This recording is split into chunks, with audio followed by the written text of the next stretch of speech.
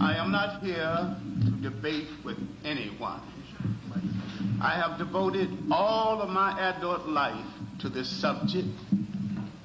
I only debate with my equals. All others I teach.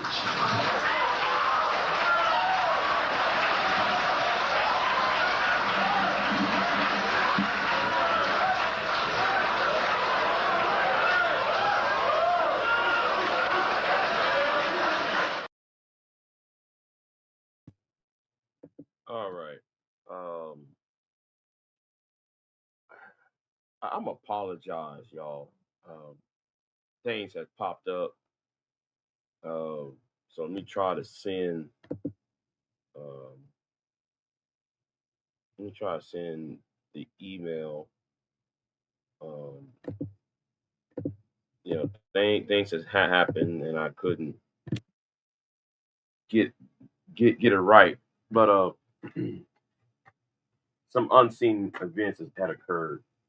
So forgive me for being tardy on my end. It's life. So I'm going to um, see if the two I tagged them earlier, and I will change the title once we get this set.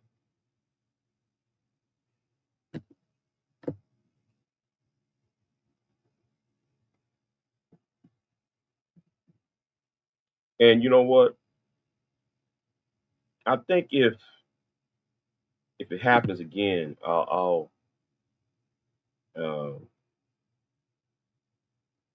if it happens again, I'll just go ahead and edit the debate out of it. Should it happens today, I'm waiting for the two men um, uh, should they choose to debate. Um, let me see that they ever made contact with me because I didn't give them a Discord or on my email, and I did make a community post earlier today, this morning. Um, See if they would. Let me see.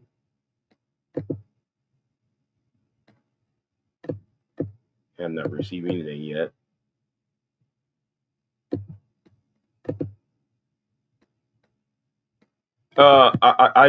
I just did. Um,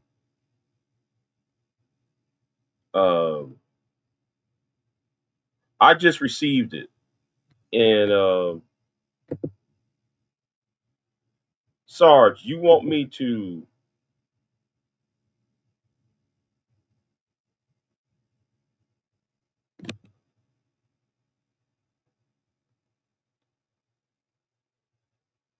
You want me to discuss George Floyd, the Aurora, Colorado shooting of the Stubblefield, and the conundrum of Inska Yeah. Uh, I don't think there's going to be a debate on that third one, and because of the topic, Sarge, I'm trying to avoid that topic, even though it is a wordy topic. But because of YouTube, how YouTube is, in the current climate, I don't think that will be a safe argument. Now, the fourth one, woke point two, Democrat and the DSA political messaging, we can do that. But the third one, um, I'm gonna avoid that one like a plague at this point. Oh, hold on, y'all two ready? Okay. Well, let me go ahead and drop the link then.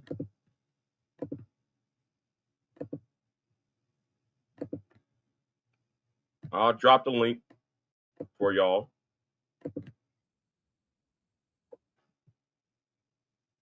Should have better presentation than I'm doing now, but hold on. Let me drop the link. Put that in the chat.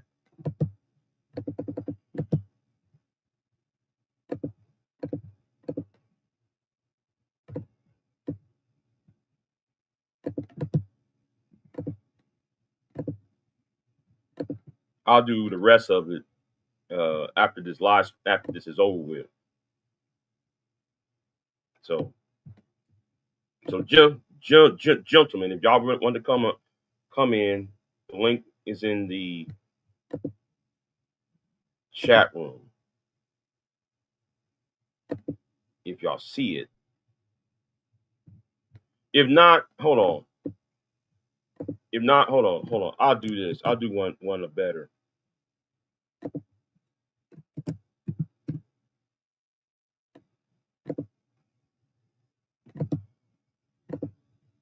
I'm gonna give y'all the link on my community tab.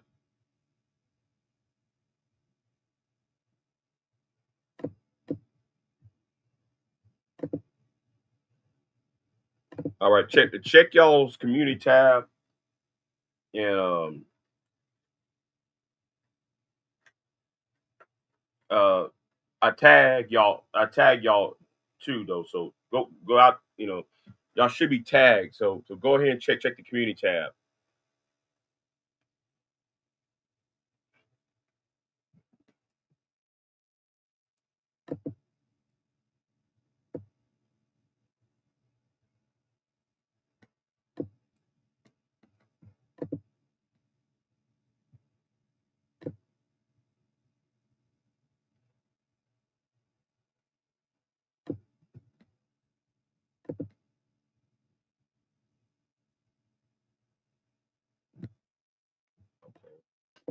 Got Man of Tomorrow, and I'm waiting for Sarge to hit the link.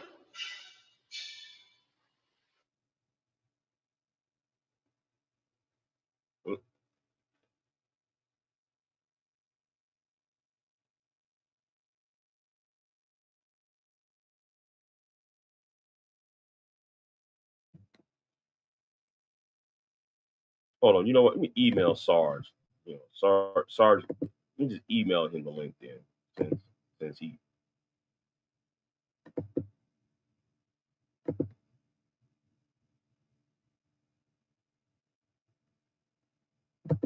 You may not understand what I'm talking about, but let me just email the link.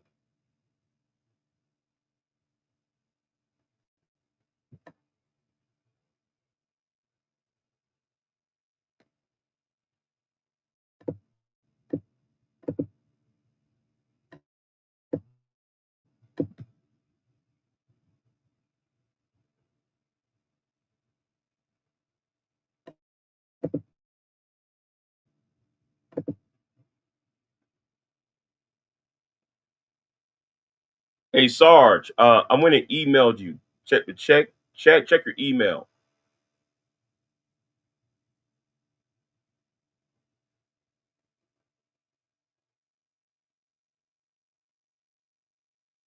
What's going on, man? Tomorrow. Let's see if we got. Yeah, what's up, man? Oh, Sarge, check your email. I seen the link on my email. Just check your email. Hit that link I sent you. It'll bring you up here.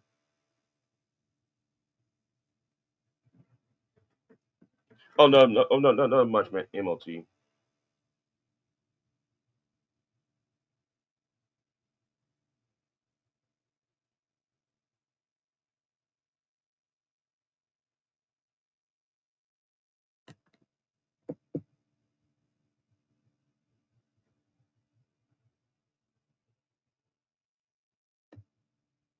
Sarge, hold on. Let me put this up real quick.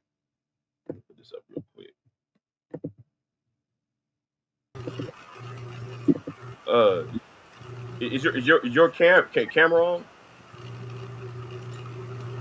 Sarge, hello. Yeah, Sarge? my microphone is. Okay. Is your camera on or not? Because I see a black screen. I don't want to make sure because privacy reasons. I don't want Well, it you is know. on, but I don't know why it's not working.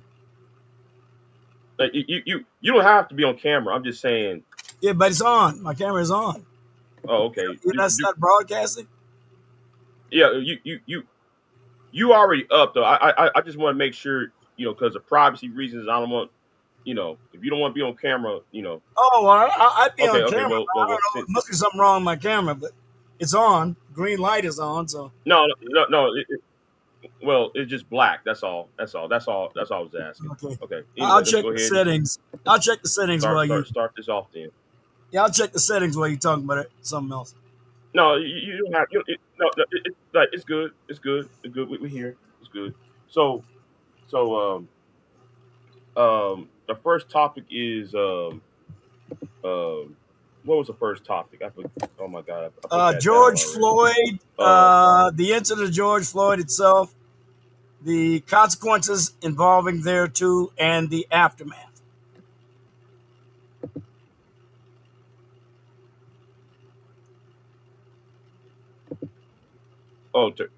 turn off YouTube large tab. I guess. Anyway. Um. Well, let's begin there then. It's gonna be you know, I Yeah, well, want something's on because I'm hearing double speak from somebody. What is my fan? Does it go off? is it all? It might have been my fan. I had a fan running. Desk fan. Okay. It must yeah. It must be your fan. So Okay. okay, It's off. okay, well, okay. So who wants to start? Hold on. I'll flip a coin. Fuck it. I'll flip a coin.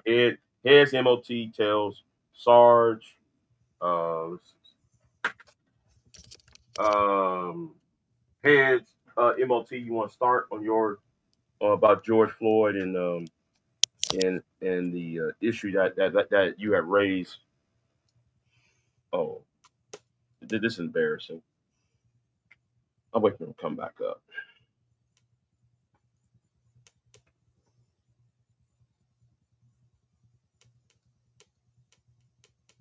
Yeah, I'll wait for him to come back up. So, back and just do this right here. Well, Sarge, since he bounced, let's see hear your opening statements then. Well, to put it mildly, the Summer of Love of 2020 was a hallmark, literally, in American sociological cultural history. It literally was. You can literally look at the landscape of the United States prior to 2020 and the Summer of Love, and particularly the incident involving George Floyd, and what has happened thereafter. And it's like literally almost like night and day. Everything changed in that relative short period. And what is most tragic about all of it is that mostly every single thing that was used to justify the events that occurred, almost every single thing was based on distortions and lies about the facts of the incident. And I mean, almost without exception. That would include the type of training the Minneapolis Police Department got, because I went, when this whole incident started, and went right to their use of force page in their city, and I saw there the maximal restraint technique before they took it down. It was one of the first things I did, was go right to their city hall. They had it there for the public to see, and you could see the various types of training the police have, and one of them was one they called the maximal restraint technique. They literally ran away from it at trial. The police chief literally lied, perjured himself about what his officers were taught. You could see the evidence of where he had placed his foot on George Floyd's body in concurrent time stamping with the officers that were there. Timestamp images of the body cams that synchronized with each other, and you could clearly see he didn't have his knee on his neck. At the same time, people were taking pictures, like when you see in a Hollywood a stunt picture, somebody throws a punch and it looks like they've connected solidly with the guy's jaw. It's all a matter of perspective. But that wasn't the only thing. The autopsy reports, the misconduct, and I think governmental malfeasance of the mayor of Minnesota, Jacob Frey, Keith Ellison's role in all of this as the attorney general, the press's abysmal reactions to it, the threats, intimidation, and extortions they lodged against people who tried to tell people the facts of the matter. The whole thing was an utter, absolute, complete, total disgrace and one of the worst incidents in the history of the United States when it comes to lynch mob justice. So I'm not going to go into great detail about these particulars right now, but I think I will be able to develop it as the show goes on with documentation and corroborable fact. And I think we need to know the facts of it. You still free to have your opinions that you think Officer Derek Chauvin and the rest of his police crew was bad, incorrect, malfeasant, deserved punishment, deserved firings, maybe even a prosecution.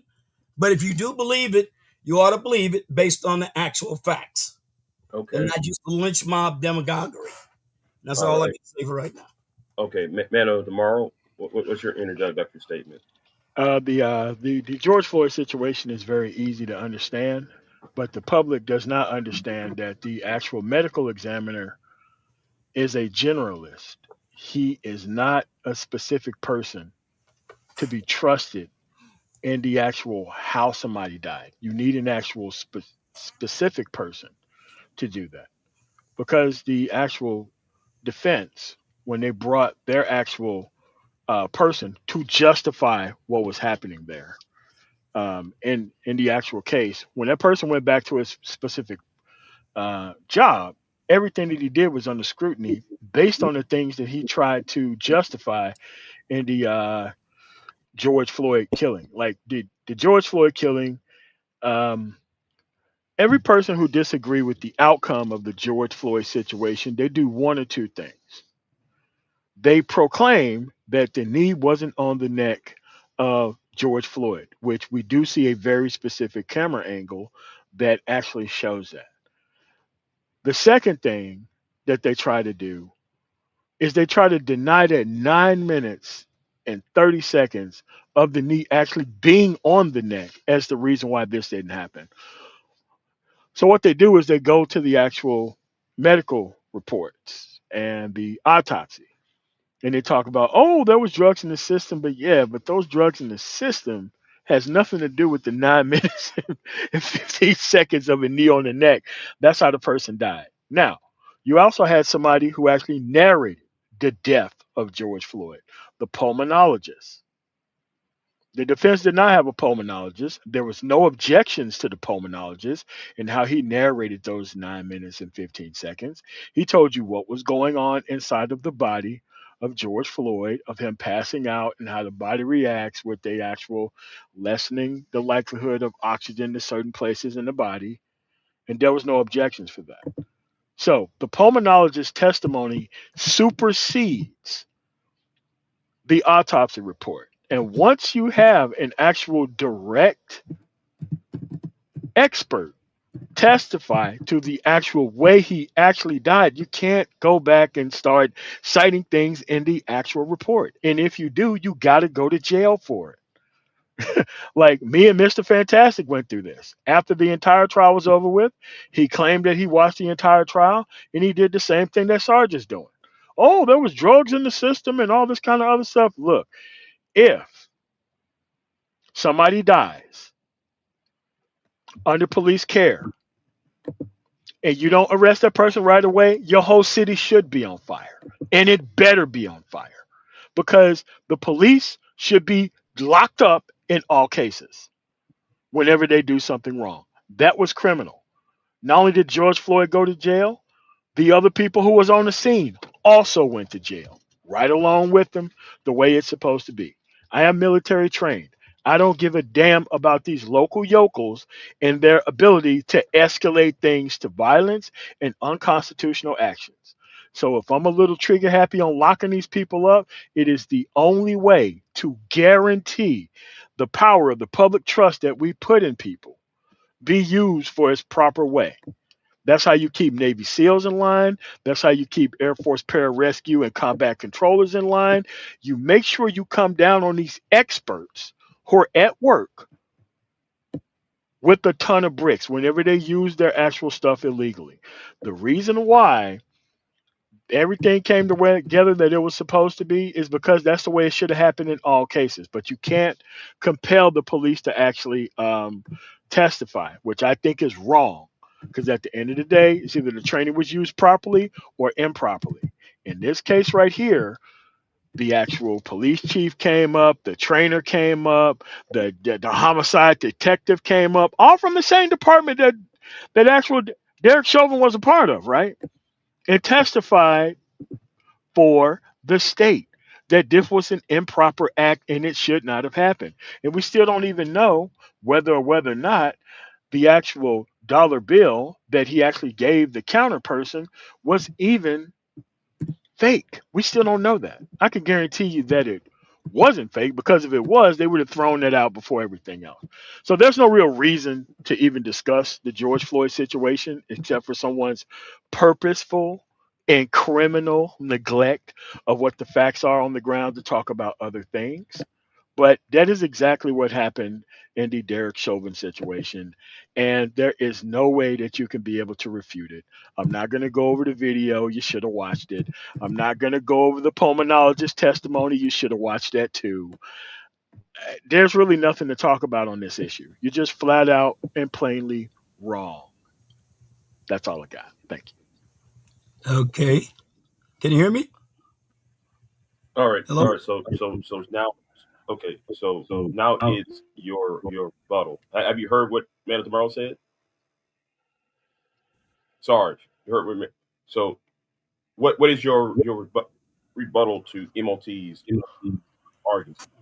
Okay, first of all, I'd like to take what he said point by point. He said the medical, I don't know what that means in terms of findings of death inquiries, but every Well, he's is going in and approved out. by the Is, state. is that me? Do you hear that, Big J? He's going in and out. Yeah, it says his device is not connected. He Okay. needs rejoin. You know what? Let me kick him off so he can come back. Sarge, I had to come back. rejoin too. Yeah. I had to rejoin too because mine was like double talking and stuff, and I had to rejoin too. It wasn't Uh, even on your end; it was on my end apparently. but I think his StreamYard's messing up. That's what I'm thinking. Yeah. You know, Because sometimes I be on StreamYard and it make my 5G go in and out. It's not doing that now, but it does do it when I get around like small towns and stuff. hmm So it could be that. I mean, yeah. Yeah, I mean, let's Sarge, go to your email and hit that link again. Okay, he says the okay, back. It says device is not connected. Okay, he's back. Okay, he's back. All right. Okay. Sorry about that. I don't know what the problem is. This damn microphone. Uh, again, I noticed that Amanda tomorrow said that the medical examiner being a general, I guess, is dispositive or not dispositive for him being able to render conclusions after examining a body in forensic techniques.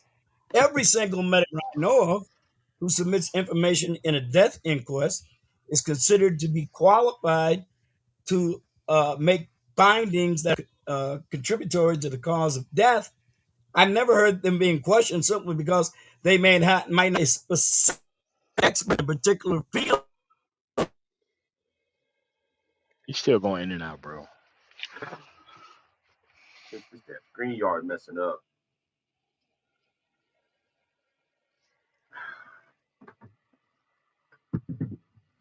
I don't know what to do now. MOT, the StreamYard is fucking up, man. Yeah. Because even he's saying it. Even he's saying it's messing up.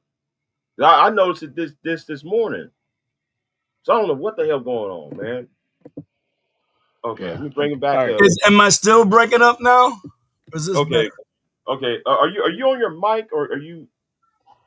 Yeah, I'm on the mic, Okay.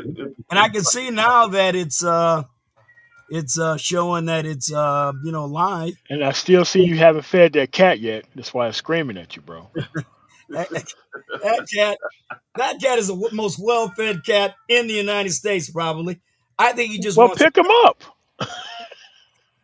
You probably need to be cuddled and and stroked Hey, every come now here, and then. Nero. Come Scratch here, behind his Nero. ears or Come on, something. I don't know. Nero. Come on. All Good God, you've been gone the whole day, and now you want to right. come back So around. so Anyway, let me shut the door. so Maybe he won't be so damn noisy. I think he might be a secret. I think he might be so a A secret secret George agent. Floyd acolyte. He's probably a secret George Floyd acolyte. I'm gonna have to kick him out and put him in a shelter. Oh, you shut up now, didn't you? Ha ha. Anyway, but look, you got to remember, the Hennepin County Medical Examiner was not the only one to do an autopsy. There was another one done by the Armed Forces Institute of Pathology, the United States Armed Forces. It was sent to the federal government. And let me read to you the conclusion of the autopsy performed not only by the Hennepin County Medical Examiner, but by the Defense Health Agency Armed Forces Institute of Pathology. And this is what they said. Conclusion, opinion. The Office of the Armed Forces Medical Examiner agrees with the autopsy findings, and the cause of death certification of George Floyd is determined by the Hennepin County Medical Examiner's office. His death was caused by the police subdual and restraint. Now, this is critical, and listen to what follows. Yeah. Listen to what follows, because this is critical. It's not just a 1-point test. It's a 3-point test. In the setting of severe hypertensive arteriosclerotic cardiovascular disease and methamphetamine and fentanyl intoxication, the subdual and restraint had elements of positional and mechanical asphyxiation. The presence of sickle cell trait is a significant finding in this context. So the cause of death, and I've never said this wasn't part of the cause of death, that it didn't contribute to the cause of death. Yes, his violent and his vigorous opposition to the police arresting him, putting him in handcuffs, was part of it. But he would not have died, surely, without the other complications clearly indicated in 3 autopsies. Michael Bowden's autopsy, when the family hired him to do the autopsy, the Armed Forces Pathological Institute, and the Hennepin County Medical Examiner. All of them said that it was a series of events that led to his death, not just one, not just Derek Chauvin with his knee on his neck in the manner that he was taught in the police academy by the Minneapolis police, which they tried to disavow. They lied about that. They lied about that. They lied about that. Now, I will give you one point that I think I might be able to agree with you to some extent about. I think it was probably administered for too long. But if that's the case, and that is the cause, you don't charge him with murder. And that's what they charged him with. So I'm saying we got here. Now, look, this was all political. They literally yielded to the lynch mob. Man of Tomorrow hinted at it when he said, the city deserves to burn if the public perceives an injustice in a police finding with certainly controversial evidence. And if a portion of the mob doesn't agree with it, you are entitled to destroy the city. Think of that. Think of what that portends if that is the way we're going to see justice administered. Really? I don't think that's the way we need to talk. I don't think that's the way the authorities need. Now, any government that would yield to that sort of extortion or threat does not deserve to be a government. I don't care whose government it is. I don't care where in the world it's positioned. It doesn't deserve to be a government.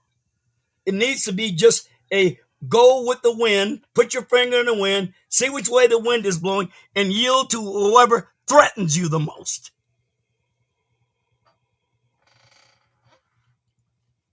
Now, there were many other things, too, with regard to the autopsy and the findings of the autopsy. And what I really found disgraceful was when I saw the deputy chief of the Minneapolis Police Department, a woman. I can't think of her name right now. I can get it in a minute.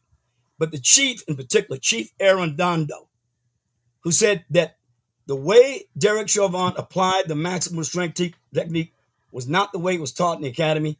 And then his mother had to come to them, his mother had to get Officer Chauvin's manual, bring it to them, and show them the manner in which they instructed it, and he was certified in. He received a certification in applying the maximum restraint technique. That's what they caused it. The deputy chief is on video using it herself, doing a demonstration on a woman. She said she never used it. She literally perjured herself. Nothing happened to her. The chief perjured himself. Nothing happened to him either. The fix was in on this one. They needed a scapegoat. They needed somebody to throw to the howling mob, and those 4 cops fit the bill. Your turn, MOT. Yeah, I'm glad that he admitted twice during his last statement that the actual hold was administered way too long. 9 minutes and something seconds leading to death would be considered way too long. That actual second autopsy that he actually referenced, yes, those other things was going on within his body. But the thing that actually pushed him over the edge to death was the restraint technique and how long it was. There's nothing to discuss here. What led to his death is the restraint technique and how long it was. That's no different than it shouldn't have been happening at all. Okay? Because he said that his foot wasn't on the neck. Now we have an autopsy report person telling you that it is a causal factor in the other factors that is going on. Now, having drugs in his system, he wasn't dead, was he? Fentanyl or whatever was in his system, he wasn't dead, wasn't he? But when you add this third element called the restraint technique that didn't need to happen for the time period that it did happen, with all these other things, that's how you get the outcome that is going on here. Again, the facts of the case are very clear. It's either George Floyd is alive or he is dead. And why he's alive and why he's dead. We can't sync up the body cam footage of all that stuff because they didn't use the body cam footage. They used an adjacent camera that was focused directly in on what Mr. Chauvin was doing for those 9 minutes and something seconds. Once you started talking about camera angles and all this kind of other stuff, no, we saw a pretty good camera angle, pretty clear about what was going on for that 9 minutes and 13 seconds. At the end of the day, those people did not come to testify in court. You want to know why? Those are pulmonologists, an actual person that really outranks those actual reports that tell you exactly how the death occurred. So you cannot go back to those obsolete reports where you have people who come to court to testify to exactly how he died. And they did not bring those medical examiners in there to even refute what the pulmonologist was saying. That's how powerful the testimony was from the pulmonologist. That's what swayed all of the jurors in the after actions report when they interviewed these people. Well, most of them that was on camera, that was. They said the pulmonologist sealed the case for him. And that is the person that outranks all of those reports, the person that tells them exactly how it died, a person who narrated the death of it. There was no narration of death for the 9 minutes and 13 seconds of no autopsy report, but there was of the actual pulmonologist that actually did so. There was no objections by the actual defense. They could have brought up all types of witnesses to refute the pulmonologist's report. None of that happened.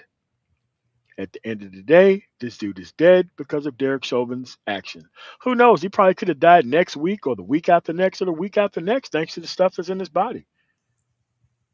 But at the end of the day, you can't say the fact that drugs was in his body was the fact of how he died. No, that's not the case.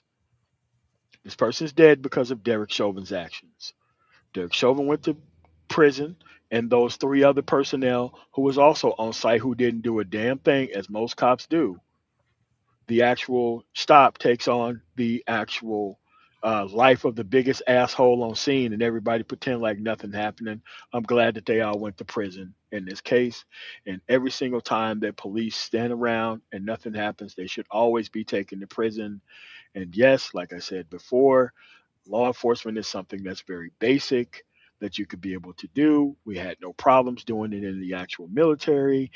We don't actually cavort with or even or even rationalize the things that most people do outside the military, because at the end of the day, we want the things that's happening to us to happen to everybody else. And in this case, that restraint technique for that long was too long. It resulted in criminal negligence, which is what he went to jail for. Doesn't matter whether it's murder, doesn't matter whether it's manslaughter. The fact is that person died because of these actions. And those other professionals sat around and didn't help at all try to stop illegal activity. That's why their asses is in jail. I really find it quite remarkable to think that we're involved in the judicial proceedings and the manner of the charging doesn't matter. We're talking about what a cause of death is and who is responsible for causing someone's death. But I digress. Let me go on to say about another finding of the autopsy report that I didn't cover particularly in detail, but I'd like to now. The report showed that he had several drug compounds in his system. These included caffeine and cotinine. I know you say he drank some coffee. Remember, we're talking about a whole bunch of drugs combined. You know, like they tell you, you don't use downers when you're taking alcohol and you don't combine even just two substances. When with this guy, we're talking about a veritable morass of different types of drugs circulating through his adrenalized system at one time while under stressful conditions. And here are those compounds: caffeine, cotinine, THC, methamphetamine, norfentanyl, fentanyl, and morphine. Now, the autopsy indicated how fentanyl can cause breathing problems and death. This is what it said. Signs associated with fentanyl toxicity include severe respiratory depression, seizures, hypertension, coma, and death. Remember, we're talking about hypertension in a normal, healthy vascular system. This guy had one of the most corrupted, near death vascular systems in the United States. If you look at the autopsy report, in fatalities from fentanyl, I'm going off in the report. In fatalities from fentanyl, blood concentrations are variable and may have been reported as low as 3 nanograms per milliliter. Now, the autopsy report showed that George Floyd had 11 nanograms per milliliter of blood of fentanyl in his system. That is almost 3 times more than 3 nanograms per milliliter, an amount which is often considered to be fatal. He's 300% higher than that, with a horribly compromised cardiovascular system. And remember, he swallowed, he hooped. He told the officer, remember what he told the first officer who took him out of his car? He said he'd been hooping. Hooping is slang for swallowing drugs. He hooped drugs. You could see him swallowing when he had his mouth open. When he came up to the office, he was swallowing the drugs they had in the system so he wouldn't get busted with them.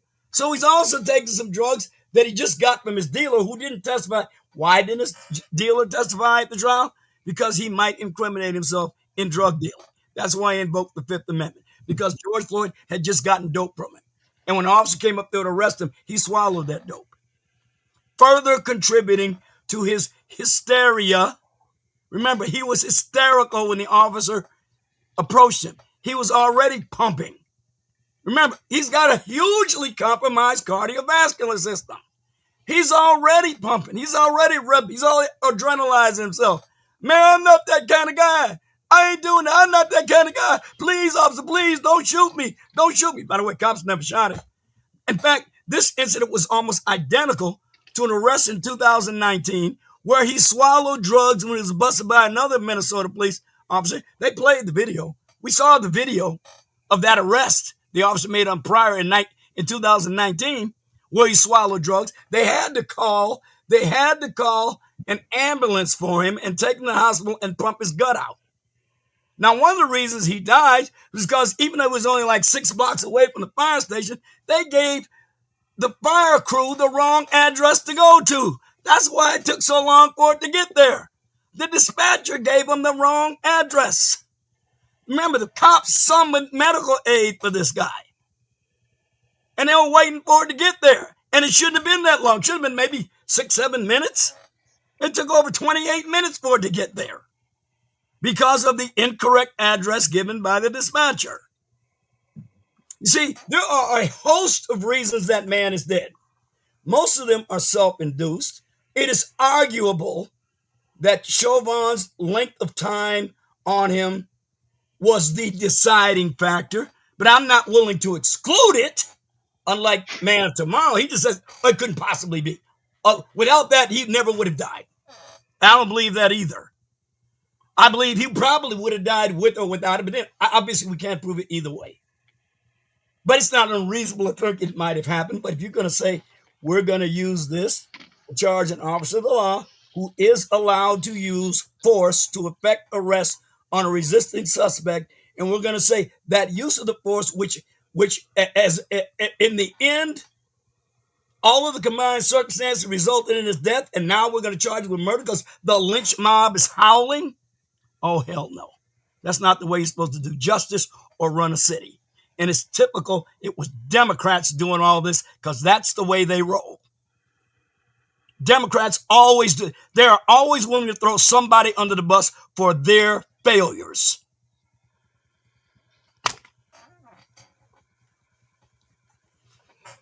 Okay, so Mr. Lamar, you got anything to all right, reflect? so that last portion should be stricken from the record because didn't have nothing to do with the Derek Chauvin situation about how far he was away from the actual fire station. Dude, they ain't got nothing to do with this case. So we have to limit our actual criticism and testimony just specifically toward the case so that way people can stay on topic and task here. Everything that you're doing is justify why that dude is dead. The reason why the dude is dead is because of the causal factor of him being in that hole for 9 minutes and 15 seconds. If he wasn't there for 9 minutes and 15 seconds, he would have had the opportunity to die in other means. But Derek Chauvin made sure that he didn't get to die by other means. Whether I think he didn't know, I didn't know. I've never heard of anybody knee on the neck, people die. I've never heard of it. But if it's a causal factor and issue, then your ass got to go to jail. Period. At the end of the day, you should want these police officers to go to jail every time they do something wrong. And so many times in this country that we allowed um, people to come on TV and justify the death. I mean, it just seems to be down to Brandon Tatum, but you even had people on TV justifying the Rodney King beat. You had that. You had people from these police units who got on TV and justified that. All the people should have been in prison. Every single one of them. At the end of the day, I hold no quarter to these police bootlickers. I think that they should be locked up the quickest whenever they engage in these things. So we can't talk about freedom if the only thing that happens is we have to justify the death of somebody who should be alive. If he was allowed to live with all these things in the system, he probably would have died, who knows, 2 weeks, 5 weeks, 10 weeks later. No one knows. We're talking about the nanograms and the adagrams of what's in the system, but you can't get past that 9 minutes and 15 seconds. All that stuff plus the 9 minutes and 15 seconds is the reason why this dude's dead. You don't have the 9 minutes and 15 seconds, this dude would be alive. If you didn't have the person who called the police on George Floyd over a bill that was not fake or not, which they know whether the bill was fake. They take the money in for evidence. They know whether or not that bill is fake. They know. For certain, they know. But they try to not concentrate on that because that's also a causal factor and it would have made the store responsible. And I was the family, I still would have sued the store because none of this stuff should have happened. At the end of the day, whenever there is a fake bill, because I had to deal with these things myself in the military, if you have a person who has a fake bill. What you do, you get the contact information from the person, you get the actual bill, you seal it up, you send it off to a lab or to an expert, it's checked out, you have this person's information, you get back with them, you tell them the results. None of this stuff required taking people out of their cars, putting knees on necks, or any of that stuff. This was an unneeded police escalation, like the knee on the neck. And there's no real reason for justifying why this dude's dead. He's dead because of somebody's specific and particular action. End of the conversation. At the end of the day, I don't believe in free speech when it comes to justifying police actions that shouldn't have happened, especially after the fact when you should have looked at all of the actual evidence and testimony. The reason why they didn't bring those actual autopsies in court or even try to talk about them, like I said, pulmonologist, direct expert, outranks a report written by medical examiners. A person who's going to narrate the entire scene and tell you exactly how somebody died outranks a report. Everybody in law enforcement knows that. Because if that wasn't the case, the defense would have clearly brought up those autopsies the moment that the pulmonologist narrated the entire death of George Floyd. That did not happen. And the reason why it didn't happen is because he's the direct expert. Who's going to actually go after the direct expert and bring up stuff that actually outranks them? Those people could have easily been called up there to testify. They wasn't up there. At the end of the day, we're trying to post hoc, trying to rationalize George Floyd's death. There is no real reason for that. At the end of the day, this dude is dead because of Derek Chauvin's actions.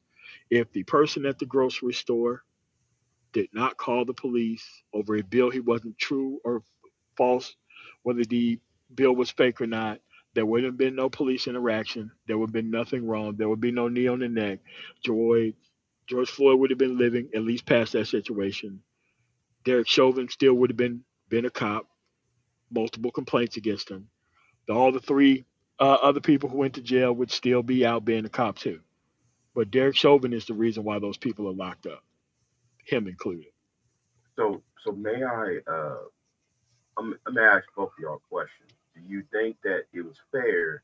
Because you brought it up, MOT. Do you think Derek Chauvin's police record, complaints? Do you think that was fair to include that in the trial? Well, I can tell you this much. Any evidence against a defendant in any criminal trial, any evidence that is considered to be defamatory is never allowed to be admitted unless it shows a direct connection to what the person is being charged with. Say he had a criminal complaint, I don't know, maybe slapping somebody during an arrest. That would not be allowed to be entered in this particular case. If he had complaints about shoving someone too hard against the side of a squad car, they wouldn't allow that to be introduced. It had to be some sort of a conduct that would contribute and be dispositive toward findings in this particular case. You cannot introduce prejudicial information against a defendant in a criminal trial unless it directly contributes to proving the charges against the person, those particular individualized charges and no others. They shouldn't allow it. I've been in a bunch of trials. They never, ever, ever allow it. And that's frequently grounds for reversal of a verdict if they do. And to get a new trial and or even a verdict set aside. And I've been in a bunch of trials over 23 years. So let me ask Man of the Law. No. Yeah. So he is correct. Okay. He is correct. But that does not apply to the lay person who is a public servant. When you make a complaint against a public servant, that is a public record that will be read in court. So when he's talking about this, the past behavior is directly germane to him being in this situation. Directly. It doesn't matter what the situation is. This is a use of force issue. Every use of force issue that was cited, that was complained about, is directly involved in what happened in this case. Because what it shows a pattern of conduct, whether it was punished or not. Now, for the layperson, they don't bring up their past criminal history and record in court. They want you to be actually focused on the XYZ thing, yeah. But for a public person who is sworn to protect the law, every single time they've stepped out of line, they bring that up in court. Now, most of the time, they do strike it from the record. They do put in motions to not even include that. It is up to the judge whether to actually allow it or not. I don't think that stuff not being there would have counted, would have mattered, because we have 9 minutes and 15 seconds. 9 minutes and 15 seconds of direct evidence, regardless of how many police medals he got, how many officers of the quarter of the year he got. None of that stuff would have mattered. We got 9 minutes and 15 seconds that actually is here to convict him. So I don't think it mattered whether or not they used it. I'm glad they did. They should. But in this case right here, there's nothing up for grabs here. This is not a circumstantial case. This case is based on what's on evidence, what's on tape, what you can zoom in on, what you can actually see. So in this specific case, I'm glad that they did. I want all this stuff to be against the police. I want to stack the deck against the police every single time that they ask us up there. I want this stuff to be like this. If you run somebody's ID and they ain't got no felony, your rate should go up for being a police officer, because you just wasted somebody's time in a free society. I want the police sitting their ass at the station, like the fire department sit their ass at the station. They're not allowed to just peruse neighborhoods looking for fires. That's the way we were trained in the actual military. I do not care about these police officers on the outside. I think most of them are actually criminals. Just like in this case, there actually is criminal activity, and I'm glad they got it actually right this time. They get it mostly wrong, but in this case, they did get it right. And they did lock up every single person that they possibly could, which is also the greatest thing that they ever could have done here. They sent a very strong message. I am proud of Minnesota. Yeah. Well, again, I'm glad you mentioned the fact that Derek Chauvin's medals and commendations will be utterly irrelevant to the conduct of the trial. And ironically enough, for your case or your proposition, had he done that, had his defense said what a sterling officer he was and how exemplary his conduct was, that would have allowed him to introduce in the trial his misconduct on previous occasions. You see, it would have worked that way. But no, you're wrong. Andrew versus White does not make an exception versus police officers. That's a Supreme Court decision. Andrew versus White. You cannot introduce unduly prejudicial evidence against a defendant unless it directly pertains to the case at issue for the court. You cannot do it with them either. The only way you can do it is in a circumstance I just said. If the defense opens the door to it being allowed to be admitted. They didn't do it in this case. So his prior misconduct was known to the public because, as you said, his record as a police officer is a matter of public record. But I'm talking about what you can introduce as evidence in the trial. Is the judge going to allow the jury to see it in the case in the courtroom? No, and the judge didn't, because it would have been unduly prejudicial to the case. Now that's why they in voir dire, they ask jurors all these questions about whether or not they can be unbiased in a trial, whether or not they can render a decision objectively based on the evidence introduced at trial. So no, what you said isn't true. There is no exception for police officers, not when you introduce it in court, unless the defense opens the door to it, and they didn't. So again, I'm just saying here, this trial was a travesty of justice. The Supreme, you got Keith Ellison up there posing publicly and approvingly and speaking approvingly of the Antifa operations manual and taking a picture with it. What? You want me to put it? Want me to post it so you can see it? Yeah, Keith No, Ellison, no, no, Attorney no, General. sir. This has nothing to do with No, Derek Chauvin being innocent or had guilty. By nothing the to way, do with it. I'm going to introduce some little nothing to do with it too. You know, that police officers ought to be, if they run a name check and there ain't nothing to it, they ought to be fined, or they ought to be fired, or they ought to be put in jail. That had nothing to do with what we're talking about now, does it? So let me introduce something maybe a little bit more pertinent. A prejudicial attitude against a defendant in a criminal trial by a high-ranking government official in Minnesota, I think is infinitely more pertinent. So what we saw all through this trial was that sort of thing, including from the governor's office, and to help poison the pool against the officers in that trial, particularly Derek Chauvin. Now, I'm not saying he wasn't even worthy of being fired. Maybe a criminal charge of a lesser offense than murder or even manslaughter, but you can't criminally prosecute a cop even for violating police regulation unless those regulations are part of the criminal law. Police regulations are not law. You prosecute people for criminal offenses passed by the state legislature as criminal offenses.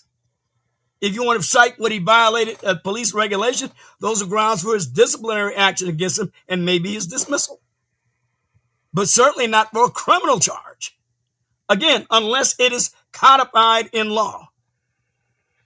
And I don't believe, based upon everything I saw and was testified to in the case, I don't even believe he broke police regulation. Again, the amount of time he had his foot on the back of that what the fuck? on that gentleman's back is arguable as to whether it caused his death. He didn't die on the scene. He died in the hospital under medical care. That he didn't die on the scene. If he had all his oxygen cut off, and then he died as a result of not being able to breathe at all, and he had brain death, which he didn't have. He didn't have brain death on the scene. He wasn't dead.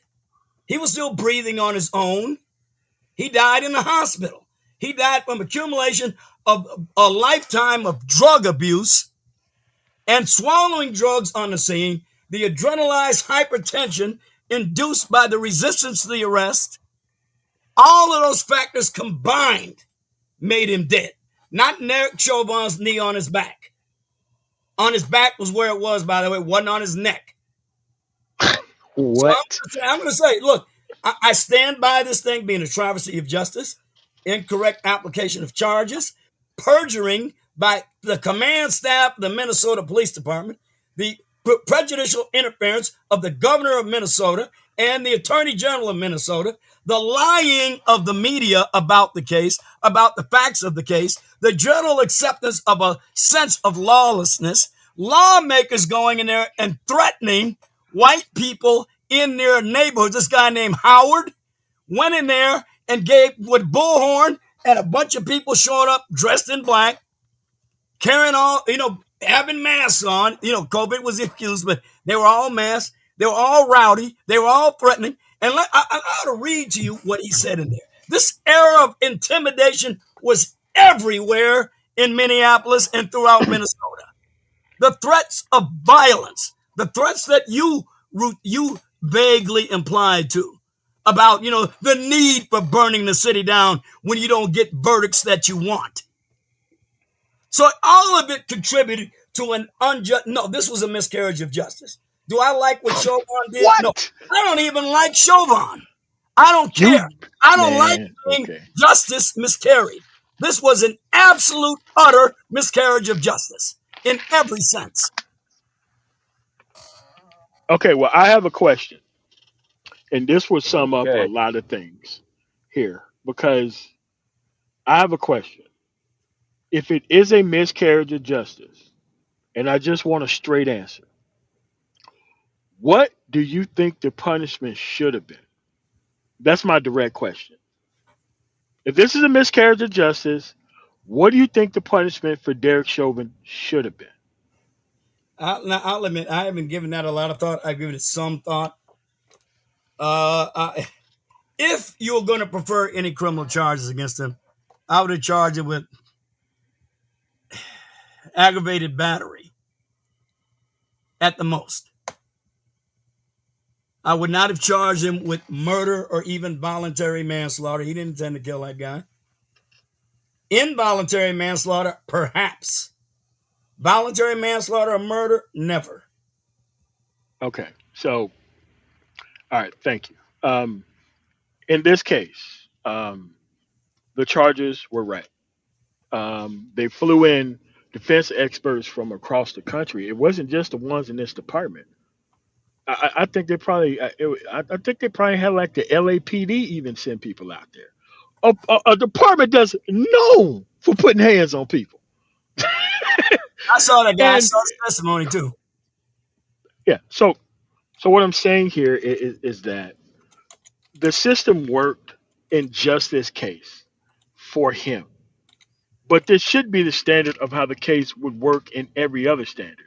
Like me, I'm military trained. I just never got used to the idea of even local police getting away with stuff because in the military, the prosecutor's office, the the judiciary, and the person are like different departments. But in the civilianized world or things outside of the federal government, they're all one department. So it was very weird to see everybody kind of come together and get this guy locked up. I have to be honest with you. I was not prepared for that universal condemnation from the law enforcement community. It But was there was only one group of people who wanted to actually let this dude off, and those dudes were called conservatives. Those were the people who was like just citing the actual report when it came to the drug use and all that kind of other stuff. And you have to understand, man, dude, at the end of the day, you're giving public trust. Y'all to know you take your ass out there and know how to act. And if you don't, you got to get locked up, man. That's all it is. It's not hard. For look. me, it's not hard. It is the life that I lived. I lived under the Uniform Code of Military Justice, where I did see people who overstepped their boundaries even a little bit, get their ass locked up in the same cell as the person that was in holding. You mess around and stomp somebody out when you ain't supposed to. Hey, man, look, I ain't about to go to jail over this. You did this. I'm writing this report. You taking your ass to jail. Oh man, you know, no, we supposed to be like, nah, man. You ain't about to get me locked up. No, sir. And at the end of the day, once I seen how these private police departments actually acted, it really soured me on the law enforcement thing. That's why I just stuck to the fugitive recovery thing for a while. And then once I graduated from school, I went on to IT. But specifically for this case, Derek Chauvin should be in prison. Anybody who defending Derek Chauvin should be locked up just like Derek Chauvin is for their opinion. There I is want to no opinion here. All right, go ahead. I want to ask Sarge a question though, Shoot, because I'm happy to uh, answer any question, any legitimate because question. because you always want to you always go by the police report, right? And that's you form your opinion, the basis of your argument based on the Well, police report. no, I want to correct that before you go any further, so we get it straight. It's Okay. something I take into consideration. It's not, unless it's the only evidence you have to go by. It's simply one more factor in making consideration and a final conclusion about any incident. It's not the only thing. Okay. So the reason why I asked is because I was going to ask you, can police reports be wrong? Of course they can. There are many cases where police have been in error. But I didn't even cite a police report tonight in this case. I was citing three medical examiners' reports by three well-considered sources. I mean, Hennepin Uh, County Medical Exam is considered to be reasonably competent. The Armed Forces Pathology Institute is considered one of the best in the world. Dr. Michael Baden is one of the foremost pathologists in in the world as well. So when you cite all three of them together, you get a pretty good idea of what the cause of death of a person is, particularly when they weigh in with an opinion on it. right. I Right. didn't even mention a police report. Right. So I have a Okay. question for you. How come the defense didn't stress those actual autopsy reports after the pulmonologist actually narrated Um, George Floyd's death? I mean, if it was such damning evidence and testimony, don't you think the defense would have actually been able to cite that? they did. See, I think what you're missing is because I've got the entire trial transcript. I don't have it with me now. Unfortunately, I forgot to bring it where I kept it. But the autopsy reports were not even considered controversial by either the defense or the prosecution. They were introduced in the court. They were brought up. They were read. They were briefly questioned about it by the officials that came from it. And there was no particular controversy. They were simply introduced in the evidence. There's a reason why. And by the way, so there wasn't any great controversy from either defense or the prosecution about the. There's a reason why. Wait a minute. One thing I want to say before you say what you say, when you kept stressing this, I noticed, and I should have mentioned something about it earlier. You said the pulmonologist is the highest ranking official to decide the truth. No, it isn't. He is another witness testifying as to his expertise. He is not automatically accorded a hierarchy of knowledge over anyone else in a trial. Now, yes, you can certainly look at a person's credentials when they're sworn under oath and they introduce their curriculum vitae and they tell everybody what they've done. And of course, the jurors are going to themselves assign a ranking to it because that's what human beings do. We discriminate and we rank things. That's what we do. But there is no presumption that a pulmonologist's testimony trumps every other medical authority or the hearsay, which, by the way, a autopsy report is hearsay if the person there who made it out is not testifying, but it's the exception to the hearsay rule because it's an official document. So that person is not to be considered better suited to tell the truth of the events here than anyone else simply because of his or her expertise. That's not true. Okay. So throughout this torrential pour of Gish Gallop aside, that is exactly what happened here. The pulmonologist is the reason why, and they both know who's testifying. Wait, did you The defense and the prosecution. Wait. Hold on. Allow me to finish my statement. Then you can refute it. The reason why it wasn't focused on is because the defense and the prosecution knew that there was going to be a pulmonologist there narrating the death. There was not going to be any one of those people with an autopsy report narrating the death. There was going to be a person who went through minute by minute and told you what was going on inside the body. You can present that evidence all you want to, but when you got somebody who's going to narrate the actual death, there is no way you're going to put your credibility on the line and refute that. Now, I understand that you wanted to actually say that this guy wasn't qualified or not. He was qualified. I never said that. Never even applied. Okay, everybody believed his testimony. Is correct, even from the most expert witness. Okay. The actual pulmonologist testimony is what all of the jurors believed in the actual conviction of Derek Chauvin and nothing else. Okay, I'll go along with that. They may have believed it. They may have found it convincing. But I'm telling you, there's probably, let's face it, when you have confirmation bias, that overrides a lot of other facts that might be dispositive toward the belief that you have. And I think in the George Floyd case, given all the intimidation and the general atmosphere of lawlessness accompanying it, that had much more to do with it than the fact that this pulmonologist, and I acknowledge his expertise. I mean, I didn't try to impeach him on his lack of credentials. He had them. I'm not trying to say he wasn't. I'm just saying that an expert witness does not necessarily trump everything else. But yes, it does. In this particular environment, it probably did. But I don't think it should have. What? No, because you think the autopsy report should have been more believed than the pulmonologist narrating his death from beginning to end? You believe that? Here's what he said in the trial. He said, "Who said? Who is he?" Martin Tobin, the pulmonologist you're referring to. Okay. Here's what he said in there. He's from Chicago. I know, let me not say anything. All right, anyway, but look, and when the prosecutors asked him if he had made a medical opinion on what caused Floyd's death, this is what he said. He said, Mr. Floyd died from a low level of oxygen, and it caused an arrhythmia because his heart stopped. Now, low levels of oxygen do not always cause, in normal, healthy people, heart arrhythmia. You pass out and your heart starts pumping again and you come to. Now that's what he said. He said he had a low level of oxygen. He had a heart arrhythmia. He had shallow breathing. All of this, remember, I've never denied that the arrest and the stress of it didn't contribute to his death. I put that among the major reasons of it. But I'm telling you, the other reasons were so severe that even without 9 minutes on his neck, the same results probably would have ensued. There's certainly reasonable doubt that it might have. And if there's any reasonable doubt, you're not supposed to convict. What? You heard me? Beyond a reasonable doubt is always the standard. Since when are you making up a new one? You make up and you're saying it's not possible to have a reasonable doubt about a man with an arteriosclerotic cardiovascular system that horribly compromised, 90% blockage in the descending aorta? That's not even contributory? They had a right to restrain him. He was resisting arrest.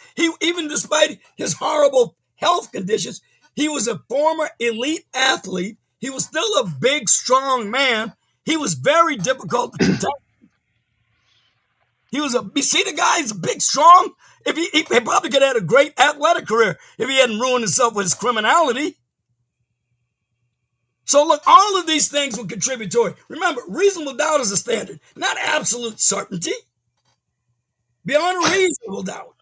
I think it's simply unreasonable to say that that man's health condition has harmed. Read the autopsy, for God's sake, especially the Armed Forces Pathology Report and the Hennepin County Medical. This guy, every single system in his body was ready to explode. So I mean, it's got to be reasonable. What is going on, man? 9 minutes on his neck. So may I interject, right? And what Nagoma 11 said, low level of oxygen could also mean choking as well. Can you choke? Yeah, of course it does. You don't have lack of oxygen. Sorry. Well, I can't argue with that. Okay. Again, we're talking about contributory factors. Oh man, well, how does his oxygen get so low, Sarge? He just decided to stop breathing on his own, right? Come on, man. What are we arguing about here? What's happening? How does oxygen get transported throughout the body? No, it's pumped by the heart. That's what it's supposed to do. It's circulation. Circulation causes oxygen to circulate throughout the various parts of your body. And asphyxiation does what? Sorry. You've got 90 and 75% blockage in your ascending and descending aortas. Is it likely that a stressful hand-to-hand combat with officers and wrestling with them, resisting with them for extended periods of time, having ingested fentanyl to a 300% lethal level, along with a host of other drugs, could that have contributed at least as much, if not more, than the knee on the neck and the back? Which no. The answer is no, and I'll tell you why. The answer is no, and I'll tell you why. Because he wasn't dead until the knee got on the neck. What is going on here? What are we discussing here? He died in the hospital. He didn't die on the scene. And guess what, Sarge? Most people shot at the scene of a crime also die in the hospital. So does that mean that they didn't die from the shots that happened at the scene? Or is it the actual hospital's fault that they're dead? Come on, man. We know what we're arguing here, dude. No. Remember, though, when you have an autopsy, you have a cause of death. They always, when they have a body, usually they can form a conclusion as to the cause of death. They form the conclusion as the cause of death. They listed the arrest and the stress from it as a contributory factor, not the factor. That is also clear from the autopsies, no matter what the pulmonologist said. End of the day, I'm pretty sure George Floyd is still dead because of the knee on the neck for 9 minutes and something seconds. And every single person who actually says otherwise try to say the knee was in the bottom, the small of the back. Oh, it's the drugs in the system, as which most right-wingers said and ran with for a while. But after the pulmonologist's testimony, that is when you're supposed to stop saying that shit. That's where you're supposed to stop. No, I am going So, to note wait a it minute. for So, its value in conjunction with all of the other evidence, unlike you, who simply refuse to consider anything but the pulmonologist's testimony. For you, that seals it. There's nothing else worth it. You literally just said That's not there when. is That's not my nothing point of view. considering. I mean, That's not my point of view. as to the cause of his death, you don't even want to consider any other possibility.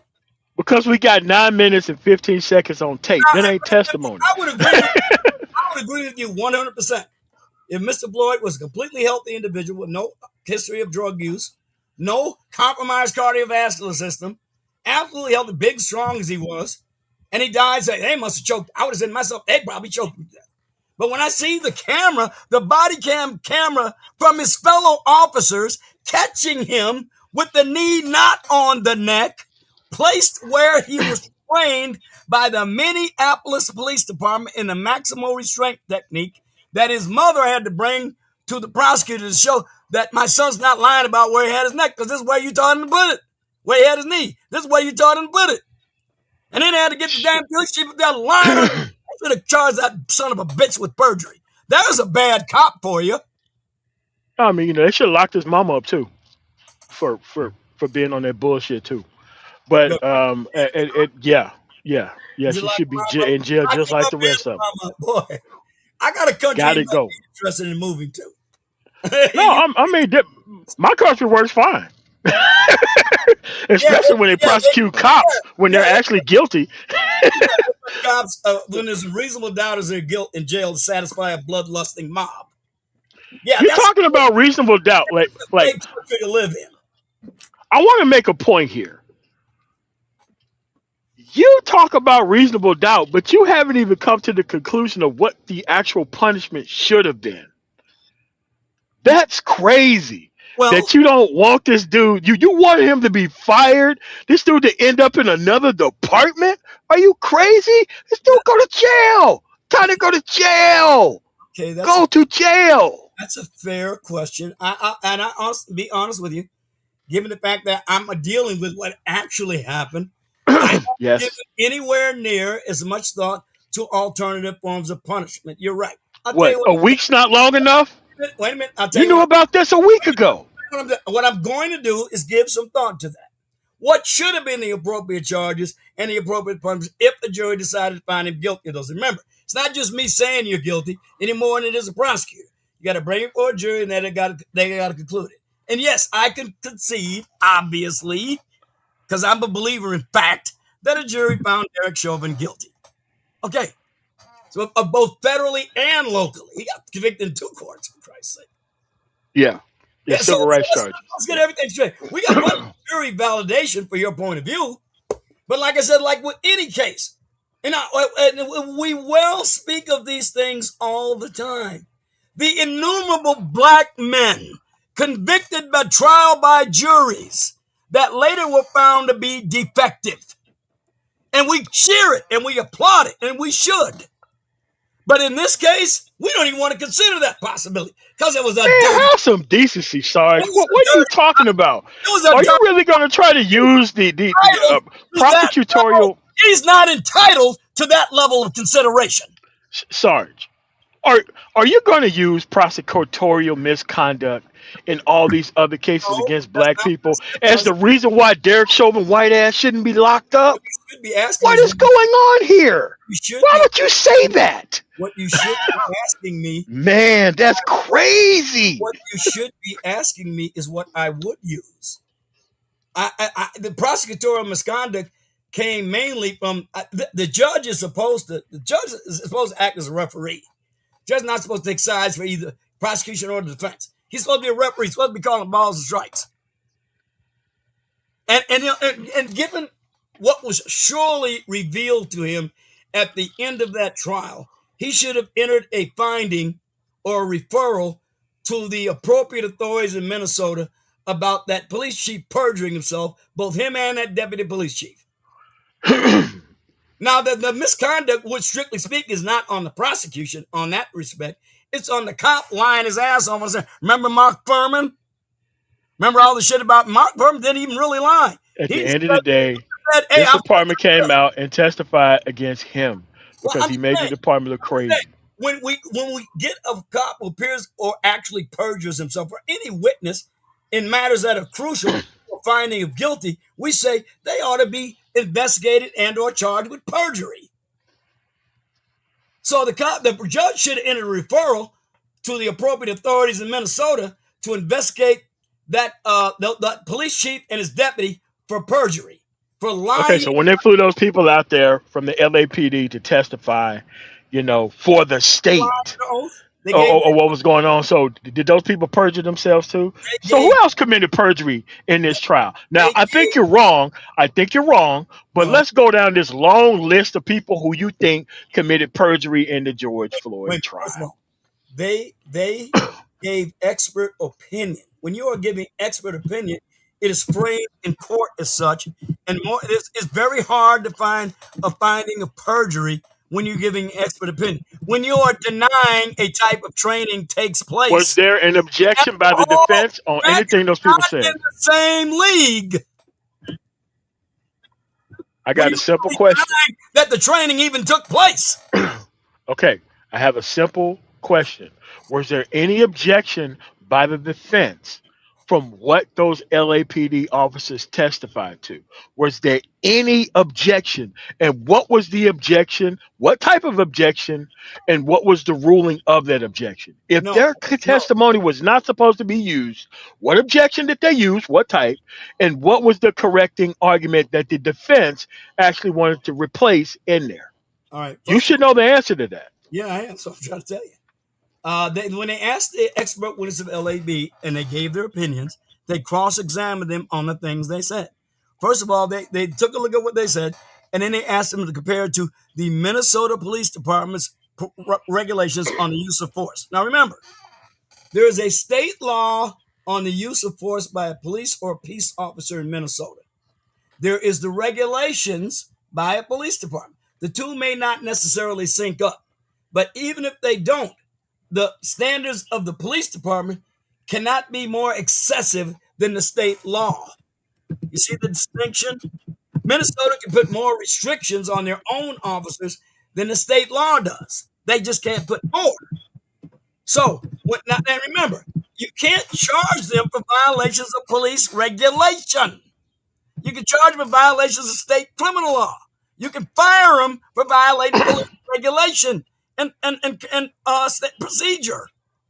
That's the difference. Now, what they asked those officers was they look at what Minnesota has adopted as its use of force guidelines. The National Institute of Justice use of force continuum has been adopted by just about every single police department in the country. If you study it, you'll know what it is. They start off with an example is like officer presence. You don't use any force. You're just standing there. That's a use of force. It deters criminal conduct. Next is verbalizing orders, commands, instructions. That's a use of force. It's not physical. So you got Okay, it's number two. Number three, empty hand control. You use bodily force to gain control of a situation. You use a grab, a hold, a pain compliance technique, a joint lock. Okay. Or a hard Well, let me know what number you get to when it comes to knee on the neck for 9 minutes and 15 seconds. Here's Let me know. Let me know when it goes to that level, please. occupies the land between empty hand control and less lethal methods such as a blunt impact object like a baton, chemical sprays, and conducted energy devices like tasers. And then finally, there's lethal force, and we all know what that is. You run them over with your car, you shoot them with a shotgun, I don't know, you drop a piano on their head. As long as the deadly force use is justified, it doesn't matter how you kill them. As long as it's legally justified. Okay. So what Chauvin did between What's empty hand control and less lethal method, it occupied that area in between. Man, what are you talking about? It led to death. Okay, wait a minute. Now, I have to interject here, right? Now, Sarge, why was George Floyd was taken out of the car? What was the reason behind that? Because he was under arrest. They told me he's For under what? For what? They told me he's under arrest for passing a forged $20 note.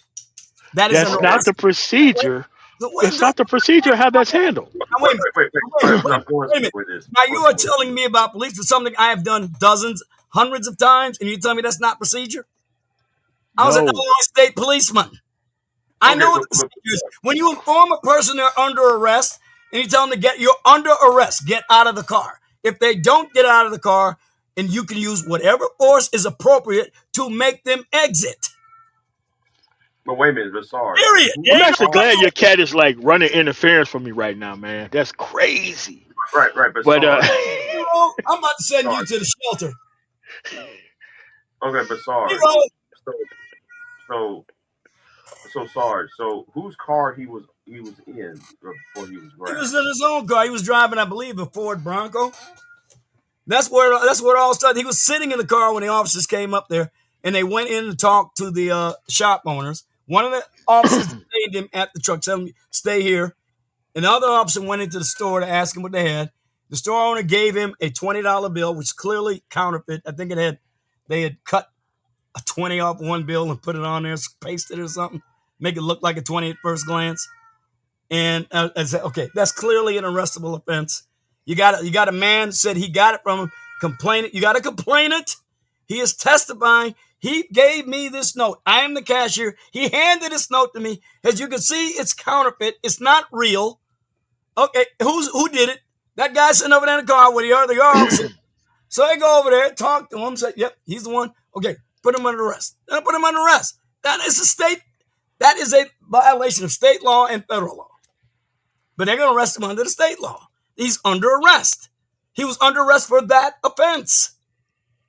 okay, so they never determined whether the bill was real or fake. That's not why their job at that point. they never determined that. It's Okay, never been determined. then that's something you bring up after he's arrested and indicted and or at a preliminary hearing or whatever it is they do in Minnesota. And then you bring That's up why what you my don't- way a of the minute. way I handle it is No, more wait a minute. correct than What theirs. you don't do is resist the arrest. That's what you don't do. How can you be under arrest for something that hasn't even That's been what the verified courts yet? are for. Dude, you just don't go locking people up You for lock passing people a up fake on bill. probable cause or observation of an offense. They had probable cause because they believed that bill was counterfeit and that he passed it. Okay, That's all they so need. They don't need a certainty. They need probable cause. They had it. end of the day, if they just would have wrote the dude a ticket and not try to place this dude on the arrest and did all these other things, none of those people would be in jail, man. Okay, well then, if cops don't get No, it's pretty simple. It's pretty simple. Let's just turn all these Democrat-run cities into Haiti. I kind of like to see that because I got lots of ammunition, I got lots of strap, and I got a very defensible home. Yeah, well, you live in a Democrat-run city yourself, man. So don't Not go crazy. with the Democrat-ran city stuff, man. Because you live in a Democrat-ran area. Come They're on not- now. They're not crazy Democrats here. They really aren't. hmm I'm speaking of They're places. not that crazy, but they are very liberal, and you live your ass there around those people. By the way, I don't have to imagine this. We saw it in 2020. We saw the police allow hordes of criminals ransacking, burning, murdering, looting, and they did essentially nothing. So we know what will happen if the police stop enforcing the law. Go back to 2020. It wasn't that long ago. We could see it for ourselves. Specific to this case, though, at Well, the you end of brought the up all that day, other stuff. I felt I had to answer. specific to this case, though, Why didn't they just let him go? I mean, nobody would have gotten in any trouble. Just let him go. at the end of the day, they're supposed to do the investigation. They didn't. We don't even know whether the bill is fake or not, which means, cause. yeah, but they still should have control of the evidence and still determine whether it's real or fake. The fact that we don't even know that's crazy. You don't think they're going to book the bill into evidence? Of course they were going to do that. And how come they didn't determine it whether it was real or fake? Like they got to book him into the jail. Then they got to go back to the station and do the paperwork, and they got to give to the evidence custodian the bill. That's the way it works. Okay. How long? You can't do everything on the street. Sorry. How long ago was this situation? You mean the actual incident, Yeah. 2019? You don't think that between 2019 and 2026 you can determine whether that bill is real or fake? Oh, they've already determined. Oh, that's been determined. What's going on, man? Like, what's You happening do here? realize, wait a minute, you do realize George Floyd never went to trial for that offense because he died. Somebody made sure that he died, which is Yeah, why no, they no, were on no, no, trial. no, no, no, no. Yeah, Wait a yeah, minute. yeah, yeah, yeah, yeah. That's what happened. Try a dead man in the United States. There's no trial by absentia here. At the end of the day, man, So no. Was it proved beyond a reasonable doubt? No, because he's a dead man. we know how he died, right? We No, you know asked how me, he died. was it proven that the bill he had was counterfeit? That's what you asked me. And I said the I reason it know. wasn't determined legally is because there was no trial. That doesn't mean you can't still determine whether it's real or fake, man. What Well, is going on here? if that is that important, I It guess is. if anybody determined it. But the way you determine these things usually is with a trial. There was no trial. He died before he could go to trial. But it's a very important factor of whether police should have been called in the first place. Okay, you know what? Police make mistakes all the time. By the way, I don't think they did in this. Yeah, yeah. I don't think. No, no, no, no, no. They make mistakes. That's why their ass is locked up. What are you talking about? Police make mistakes all the time. I don't think they made a mistake in the case of him passing a counterfeit bill. No, I don't think they were mistaken at all. I think he was probably guilty of that offense. Well, how come we don't know whether it's real or fake if you believe that so strongly, bro? Because you know what? It's not really pertinent to anything. He resisted. It isn't? That's the whole reason why they're out there. That would have been charged. He would have been charged with drug possession. He would have been charged with resisting an obstructing arrest, probably battery on a law enforcement officer, and passing a counterfeit bill. He would have had at least four offenses against him. But none of them came to be proven. Not one. Not even the resisting arrest, which I know he did. Not even that, because he didn't go to trial for any of them. Okay, Bassard. No, I hate to take the interject here, right? Because I'm supposed to be impartial, but how far was from George Floyd's car to the nearest police car? Across the street. Okay, so it was across the street, right? Why wasn't a second police officer, was not escorting Mr. Floyd to the vehicle? And when he was saying he could not breathe, how come it wasn't? Because he stated it before he was on the ground. Am I correct? Yeah, he did. He said, "I can't." I think it reminded me of that he was telling the cops while he was in the car that he was having trouble breathing. That's on the videotape. So why was yeah, okay, good. So why wasn't the ambulance called? No, the ambulance wasn't called until he appeared to be unresponsive on the scene. When he appeared unresponsive after a while, then they called the ambulance to come and pick him up. And the ambulance did not arrive on the scene because of incorrect dispatch information. Okay, then why wasn't the ambulance was called if somebody's saying that they can't breathe, right? And because I'm assuming the drugs that he ingested was taking effect. It seems like they knew he ingested something. So why didn't they call it in the first place? That's a good reason to question their judgment. Now, that would be a reason to question their judgment for purposes of either disciplinary action or maybe neglect.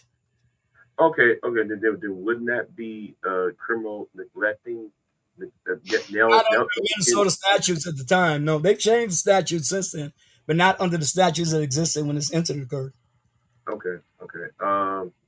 Do y'all want to move on to the next topic? Yeah.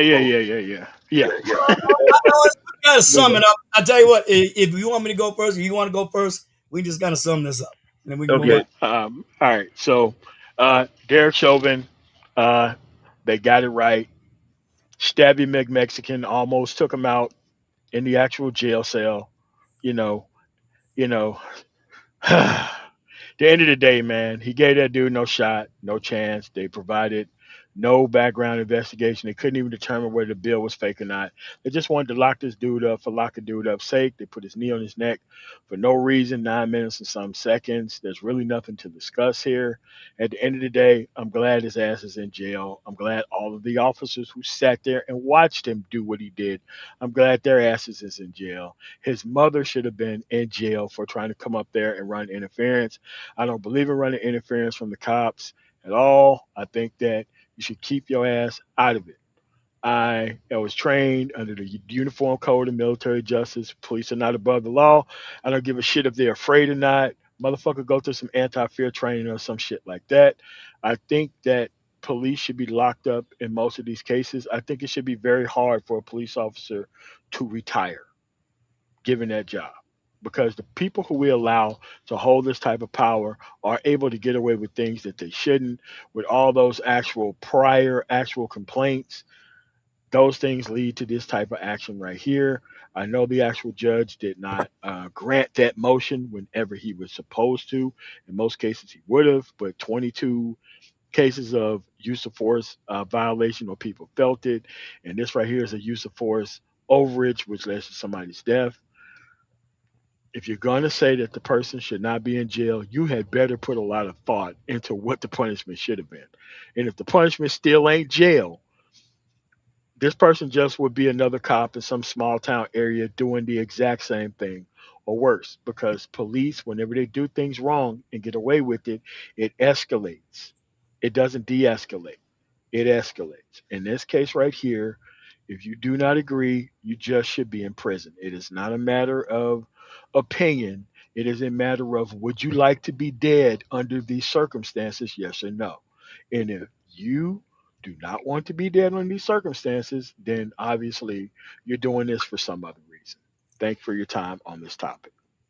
All right. So I'm gonna go from one shooting to another, or or another not shooting, but another police misconduct. Are you aware of the Aurora Colorado shooting of Stubblefield?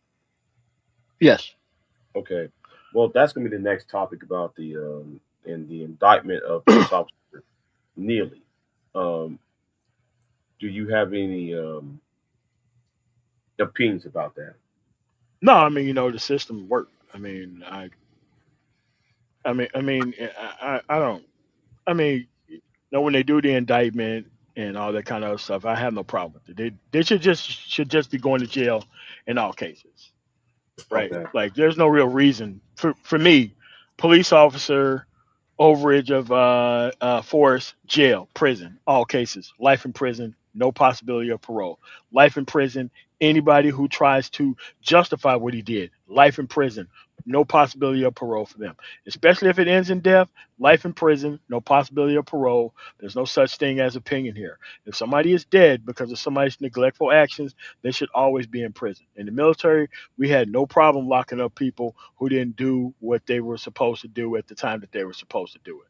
I don't like these things in the civilian world because maybe 2 out of 10 times they get it right. It's too many times where things don't work efficiently. My case is they all should be locked up in every single time in every single case. And if they're not getting life in prison, then the punishment is far too light. Okay. Okay. So to you, Sarge, um, what is your opinion on Officer Neely and the shooting of Mr. Stubblefield? Okay, I first hope, of all, I hope I you know, got that name right. I hope I I, got that I, name. I plan to speak up vigorously in defense of that whole pesky due process thing for anybody charged with a crime by the state. That is something that is never to be waived or ever to be obviated for any reason whatsoever, as long as we have a Constitution of the United States and a Fifth Amendment thereto, along with the 14th Amendment that reinforced it. So I say due process for these officers, just like anybody else.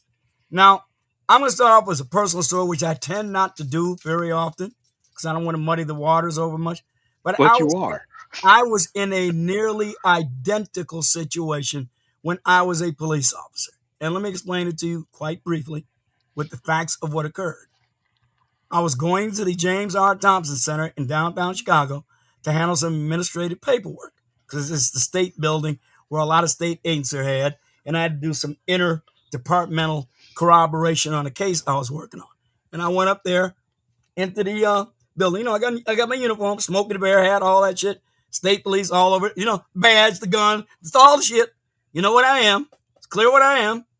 And I'm going in the building. A woman grabs me by the arm, and she points to this guy who's kind of putting his head down as she points to him, and she said, "Trooper, you see that guy over there?" I said, "Yes." She said, "Last month he's knocked me down and stole my purse." So you say, "That's the man that did it, man?" He said, and she said, "Yes." And so What's naturally, his name? Hardcore Tito? naturally, look, okay, now come on now, I'm telling you straight. Okay. You don't have to like it. I'm gonna tell you the way it happened. And again, so I told him, I said, say, hold on a minute there, sir. I want to talk to you for a minute. And I'm about 6 feet away from him. He books. He books like Speedy Gonzalez. So it's on. It's a chase. It's a foot pursuit. Now, I know you can say, well, he ain't did that. What are you chasing him for? In any Terry situation, you know, what you thought, Terry versus Ohio, Supreme Court decision. We may not like Supreme Court. We don't agree with them, I suppose. But they did say such conduct is suspicious and warrants investigation.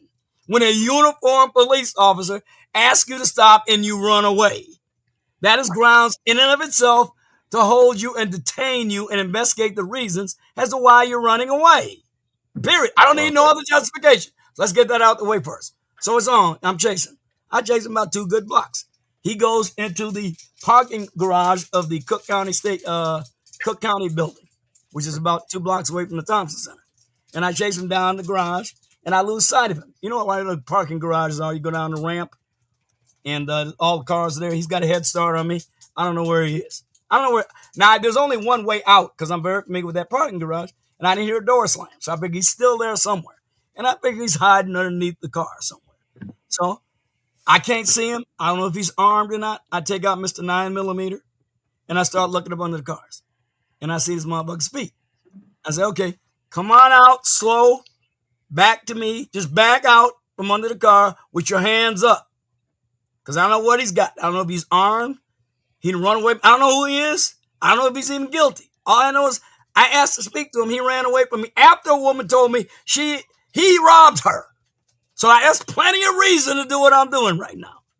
So he's backing out slowly. He's coming out, and he's doing everything I'm telling him to do. Say, don't face toward me. Keep your hands out. And I tell him to stand. I told him to get up, get on your knees. He didn't do what I said to do. I said, stay on your knees. He stood up. Then he turned around toward me. Then he started walking toward me, telling me, I ain't did nothing, man. Why are you chasing me? And I tell him to stop moving. Now we're about 8 feet away. And he's walking not that fast. He's just kind of taking slow steps toward me. I got my gun on him. I got a 9mm Smith & Wesson 59-04 pistol on, loaded with 124 grain black talon hollow points. And I'm telling him to not move.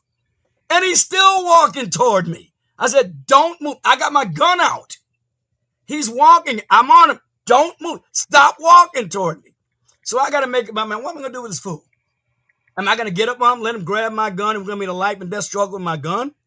He's refusing to obey my orders. I'm going to say I'm yelling. You know, I mean, you hear my lungs. I got good lungs. I can make some noise. I know he can hear me. He's responding to what I'm saying. I ain't did nothing, man. What are you chasing me for? So look, I got to make a decision. Am I going to shoot this motherfucker? Am I going hand in hand with him? Now, look, I used to train like a beast. I was in shape because I was a soldier. I'd been to Ranger School. I'd been to jump school. I've been a non-commissioned officer's candidate course. I was an infantry squad leader and a tank commander, and I was in shape. I believe in physical conditions, literally life and death, because it was life and death when I was in combat. So I believe as a police officer, you got to be prepared to go from 0 to 100 in a split second. In a split second. And if you're not in shape, you may die or fail to do the job. So you got to be in shape. I can bench press 400 pounds. I can run 2 miles in 14 minutes. I mean, I could do it all. I was in shape. So I said, okay, I can deal with the motherfucker. He ain't that much bigger than me. So I put away Mr. 9mm. He went at it hand to hand. And I did beat his ass. I got him under control, got him handcuffed. But you better believe, for a split second there, I was thinking about shooting his ass. I'm glad I didn't. I'm glad I didn't have to kill him. But believe me, if I really thought I would have had to, he'd have been a dead motherfucker. You better believe it. He'd have been dead right then, right there. And I'm watching that thing in Colorado, and I'm thinking, I went through a very similar situation. And I know that officer had only a moment to make a decision, just like I did. And the problem for him was maybe he didn't practice reholstering his gun enough. Maybe he was adrenaline dumping. Maybe he was losing fine motor control. That is what happens. I was a police firearms instructor. Those are things you have to teach your students to expect in a high stress situation. You're going to lose some degree of fine motor control. And I think that's what happened to him. He couldn't get his gun holstered. So he still got a gun in his hand. The guy's advancing on him. This is likely to result in a life or death situation for him. And remember, he had thrown away a gun when he got out of the car, and he's telling his son to retrieve it, undoubtedly to give it to him. And he's backing him up into traffic. So you know what? All those things combined together, you better believe, on this particular case, I can identify with it. Boy. You ain't the only person who's been a cop. You ain't the only person who's been cornered. None of that shit. At the end of the day, I want the police to get their motherfucking ass whooped. You should learn how to fucking fight. So if you learn how to fight and you still get your ass whooped, you just want to be hurt. You just don't Yeah. like cops, do you? No, I used to be one. And you Wait, really what you wish talking them about? ill. Well, they're not going to cooperate with you in that. I'm just letting you know. The cops are not going to cooperate with your desires. Well, guess what? We'll find other people to be cops, bro. I'm That's saying it. the police. You want all police. You would have liked me to have been hurt, I'm sure. You like all police to be injured and or killed in the performance of their duties. You just don't like the police. You probably don't think they should exist. I'm sure you believe they should be defunded. After all I've heard you say, I cannot conclude anything else. There's nothing about the actual police that need to be defunded. It's just a actual different levels of what their actual priorities should be. I don't think the police should have updated vests or none of that shit. I don't think they should have weapons of war or none of that shit.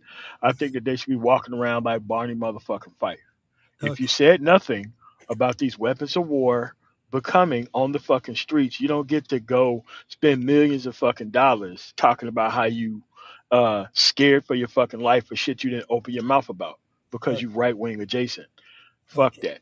No, no, All right. no. You Well, go look, out there.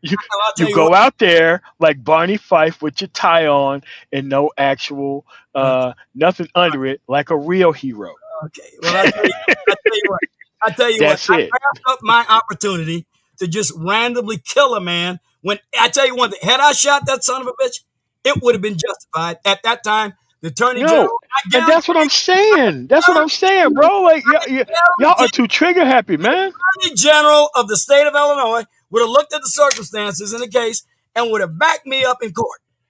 And They if said, your ass had been a civilian who did the same thing, he would have if, locked your if ass up. if the Cook County State's attorney had decided to indict me, I guarantee you the attorney general of Illinois would have backed me up in that case and handled my case in my defense.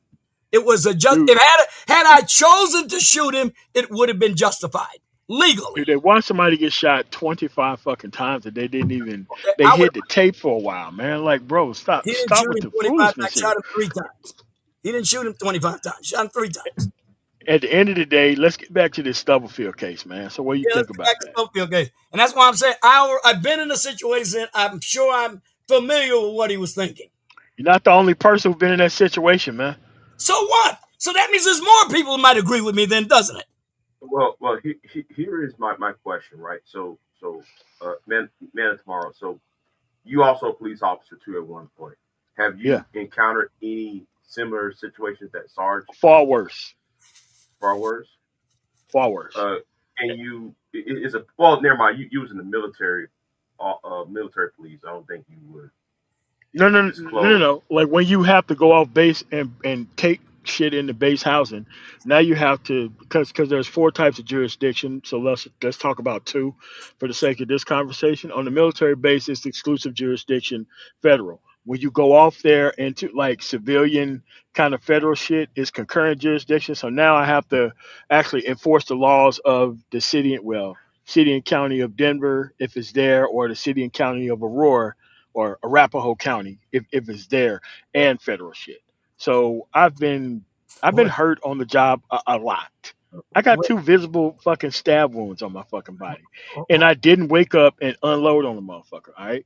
At the end of the day, you have to acquit yourself like a fucking professional while your ass is at work. This whole shooting motherfuckers, they so close. Oh, I could have blew them away and the district attorney just would have, man, fuck all that. At the end of the day, man, you ain't supposed to be blowing a motherfucker away, all right? You're supposed to allow that shit to happen in the fucking courtroom.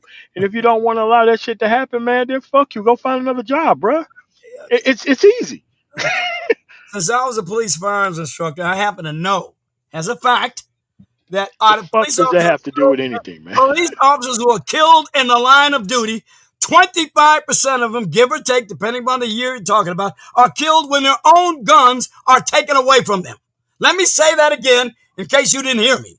25% or so of police officers killed on duty are killed with their own firearms having been taken away from them. Now, that figure has been dropping in recent years because of 2 things. I know. They've got better retention holsters now, and there's Yeah, better triple retention holsters. anti-retention training, so the numbers have been dropping. But it was alarmingly high at one time. Now let me I finish. know. Let Learn me how to fucking let me fight and finish. don't take your gun out for no dumbass fucking reason. Let me That's why finish. you got it taken from And you, and that's why you got fucking that's shot. why we had to qualify 4 times a year in Illinois State Police every quarter, and we had defensive tactics refresher courses every time. I instructed those too, including weapons retention. So believe me, I know this subject. But let me tell you something. Now, you just said a minute ago, my 4 years in active duty was spent in combat arms, armor, and infantry.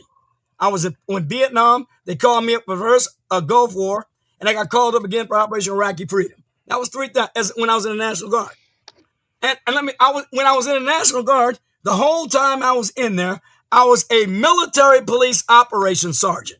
Hotel 19-77 Military Police Company. That's what TONE, which is a general military police company. You know, general, we do all of it. Combat stuff, combat support, and law enforcement. And there is no way a military policeman can enforce civilian law ever under the Posse Comitatus Act. Bro, It is strictly forbidden. You cannot bro. do it. Now, you can arrest civilians if they're on base, or you can make a citizen's arrest if you're off No, post and you see a crime. But you're doing that's it not as a true. citizen, and you must turn them over to That's not civilian true. authorities immediately. The Posse Comitatus has not been suspended. The only way military police have arrest authority over civilian personnel as military policemen enforcing law, the manual for courts martial, which is what the Uniform Code of Military Justice uses. The Dude, what are you manual, talking about? the manual for court martial Listen, man. can If base only housing isn't on the fucking manual base, for court martial can only be enforced in a state of martial law, which has never that's been not employed true. in a That's not state of true. the Union since the Civil War. It's not Never. true. Only Not in true, the man. Civil War has martial law in any state ever been applied. The last That's time not true, martial man. law was employed on the United States territory was the state of Hawaii in 1941 after the Pearl Harbor attack. That's not It has true. never been. State martial law can be, and that's using state National Guard forces, not federal. You are Not making it up. true. You just made that up. Not true. Made that up. Our base housing is not connected to the base at Buckley Air Force Base. There's base housing in Aurora and there's base housing in Denver. And if you That's have to federal patrol property, sir. those That's areas, you federal have to, property. sir. That's what I'm saying. That's why in the Air Force there's 4 types of jurisdiction. There's exclusive, and then once you're on out there, not on base, it's concurrent. All You right. have to actually protect both. That's what it is. All right. Yeah. Charge it. Who hears those cases? A federal magistrate, right? Yes. Yeah. Okay. You're gonna arrest him. You're gonna take him to I know what this. I did it. Has a military police operations sergeant and You platoon keep sergeant. pretending that I All right. didn't All do it right. So too, look. though. So look. I was a military police supervisor, sir. What does I that know the mean? USA and the manual for court martial We back did there. the same job. All right. So then how are you gonna sit there and tell me that you can enforce civilian law off the Yeah, post? Base yeah. housing is federal property. Dude, listen. You have to understand, man. Listen, everybody And there. then they're going to charge you under they're going to charge you on the state law, but a federal magistrate's going to hear it. Okay, so you're not dumb. So you understand I know I that. did this They're job. gonna charge you. Okay. I was waiting for you to say that, right? They're gonna charge you with a state law, but a federal magistrate is going to fucking hear it. That means you have to fucking enforce the goddamn law. There's nothing to argue about here. All right, okay. But you Yeah, so sound you do understand it. So you like did all this grandstanding to make my point? you Come sounded like on, dude. you're supposed to do it, and you can't Back to do the it. Stubblefield. Back to the Stubblefield case. All right. Since you made my point after all that filibustering, back to the That was Stubblefield case. filibuster. You know I'm telling it like it is. You didn't. You just made my point at the end of I all made that it for fucking you like it works, filibustering and the way screaming. it works. You cannot enforce civilian law off the reservation, off the Okay, federal you coast. just said that even if you were charged with a state crime, a federal magistrate is gonna fucking Only hear it. if you So make the arrest on the federal reservation.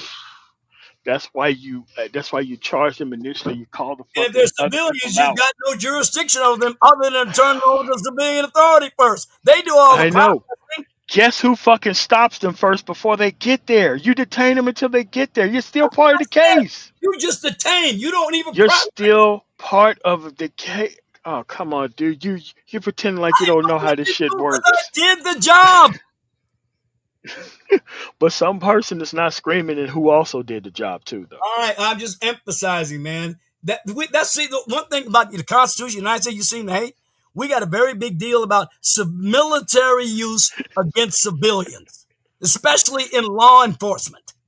We don't like that. That is a concept the United States as a whole does not like. All right, man. Man, back to the Stubblefield case, though. Yeah. Well, okay, you think it was unjustified, right? And the cops should go to jail. Yeah, all cases, most cases. Tell me why. No, I'm talking about this particular case. I want you to explain to me in complete detail why his shooting of that man was unjustified. Dude, listen, man. Y'all gotta have better training, man. Simple as that. That's your whole case? That he Yeah, was insufficiently trained? yeah, And you think that precludes his right to just basic self-defense? dude. At the end of the day, he got indicted. I know he got indicted. I know that Hmm. bitch that indicted him too. I know her story. She's a leftist progressive. She's right Here we out of go. Minneapolis. Here I've we looked go. the story up. Yeah. Yeah, I know who she is. I'm not at all surprised. Now the Okay. next thing is getting the jury to go along with it after they watch that video in detail.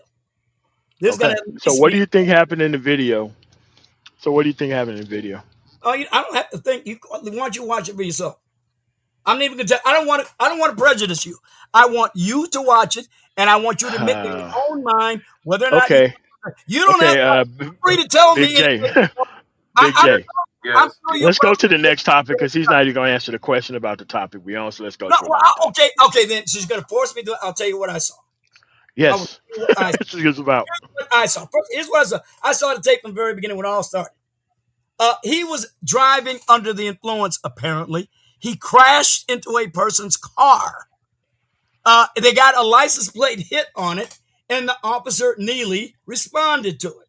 He spotted his van, and he began a pursuit. He rammed into another car. He crashed into another car. This time, he disabled a car so it couldn't go anywhere. So now you got a felony stop. You got a fleeing felon, and in a fleeing felon, what do you do in a felony stop? Well, I'm telling you where I was trained, and every other police department officer in the country is trained. You pull your firearm out, and you start giving commands from the relative safety of your patrol car, which is what he did. He said, come out of the car, get on the ground. Come out of the car, get on the ground. What did Bro May do? Bro May got out the car and started saying, what you doing, man? I ain't did nothing. He starts running. He takes a gun out of his waistband and tosses it in the grass. And eventually the officer gets out and, comes after him, confronts him, tells him to get on the ground, stop moving. He never did. He never complied with any of the officer's instructions. Not one of them. Not one of them. He began advancing toward the officer, and he was telling his son, get that shit. Get that shit. Pointing to where the gun would have been tossed. Get that shit. Get that shit. Now, what kind of man So what is tells he his indicted son, for then? tells his 14-year-old son, who's man-sized, by the way, tells his 14-year-old son to retrieve a gun, and the officer's got a gun on him. And he's telling his son to commit a crime. And his son's got enough sense to say, chill out, Pop. Chill out, Pops. Chill out, Pops. And he's telling the cop, chill out, officer. He's telling both of them to chill out. But his father ain't chilled out. He ain't listening to his son. Son's got a little bit of sense. Not daddy. Daddy's coming on toward the officer saying, no. So the officer pushes him back when he gets within arm's reach of him. He gives him a hard shove and he stumbles, kind of falls back down. And then he gets up and comes back toward the officer again. And the officer this time punches him and he goes down again. Now, Broadman's pissed now. Oh, shit, this often hit me his own. So he gets there and he gets, he's taking a little Mike Tyson stance. He getting ready to do a shoulder roll and got his hands going back for Broadman's getting ready. Hey, he ready to deal. You hear me? And so the officer says, get back, stop. And he steadily advances from him in a fighting stance. Get back, stop. Officer's backing up into traffic now. Traffic's coming. These people ain't stopping. They just gawking. Rolling right on by the street. They ain't stopping to help the cop or nothing. They just gone by. And he's backing out the street. Bro, man, keep coming on, man. Get that shit. Get that shit. He's dead to come toward the officer. And then the officer says, well, fuck it. He tries to holster his weapon. Then you can see him reaching for an impact weapon on the side of his belt. I'm sure his fine motor skills are utterly deteriorated by this point, either by adrenaline, maybe a bit of a panic. I don't know on that one. But I know this much. He is not holstering his weapon while trying to do it. So he brings his gun back up again, and then he starts shooting guy. He puts the Mozambique drill on this dude. 2 in the chest, 1 in the head. And he's down. And he's down. That's why your ass is going to jail, So bro. that's what He get away with that shit. I gave you a detailed breakdown of what I saw. Now, what I want you to do is see and make your own judgment. I did. You don't agree with me, do you? No, fuck no. Why the fuck would I agree with somebody putting 2 in the chest and 1 in the fucking head? Fuck out of here. Narrative, if I was narrating a fight, do you agree No. with that? So I don't. I lied about what I saw. No, like most of it is correct, but dude, at the end of the day, that's not your own. In that case, that's not your only option, bro. About what should have been done. 2 in the chest and 1 in the fucking head. Yeah, dude, Mozambique drill, perfect Mozambique drill. He did that right. Okay, all right. So that's why he's indicted. Yeah. Well, we shall see what comes out of it. Yeah. Okay. Because I've looked up the use of force statutes in Colorado. And the Aurora, Colorado Police Department, I see nothing in either of those sources that would forbid what that officer did. Now, they're probably going to try to do a Derek Chauvin on him, too, because they're a bunch of punk-ass progressives in Colorado. Okay. All right. So I'm saying that 2 in the chest and 1 in the head is not the only way that you can solve a situation like that. Even with somebody who done something like that. I just don't think that's the only way. For anything, but should he have done it the way I did it? Yeah. That was my training. My training was to do it exactly that way. That was what my training was.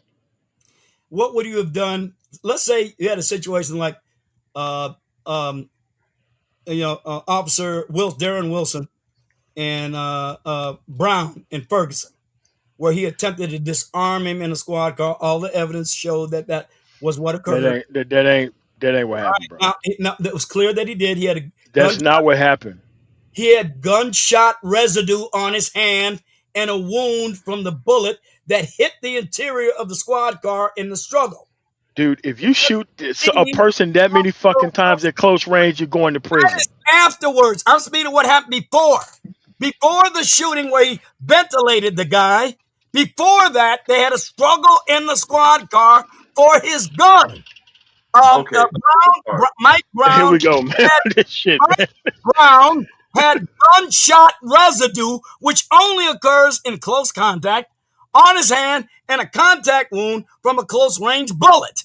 He was fighting Officer Wilson for his gun in the squad car. He failed. Do you know how fucking far away? He struck Officer Wilson in the face. Okay. Do you know how far the fuck away Darren Wilson was when he shot Brown? I'll get to that in a minute. Right now, I want to deal with Yeah. Yeah, hell yeah. Get to it. Listen No, it's a direct question. How far I am not was no, sir. It's a very simple question. It's a very simple question, and I'm gonna ask it again. How far was Darren Wilson away from Brown when he started shooting? What was about that 7 distance? yards. Okay. Now 7 yards. No. Let me finish Sir. setting the stage. No, you can't set the stage. Without that, he doesn't have any grounds to shoot him. That's the point. If I don't set the stage, I am admitting to you he has no grounds to shoot Mike Brown. You have to set the stage for the use of deadly force. Okay, but sorry. If he's 7 yards away, what the fuck are you talking about? He had gun residue in his motherfucking you don't want to hands. set the stage because you don't want to know what the truth is. Bro, this dude unloaded, reloaded, and kept shooting. Wait a minute, What is going on here?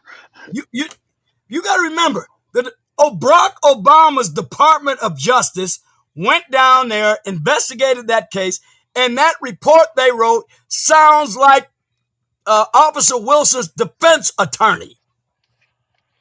I still think they should have locked his ass up. I know you do. You're always going to say that. It's Yes, your I default do. position. Yes, I do. It's your default setting. No, Yes, it is. I was trained. My Anytime the police officer has to kill somebody, training I think they're put guilty. me actually involved in up close and personal with motherfuckers who did shit.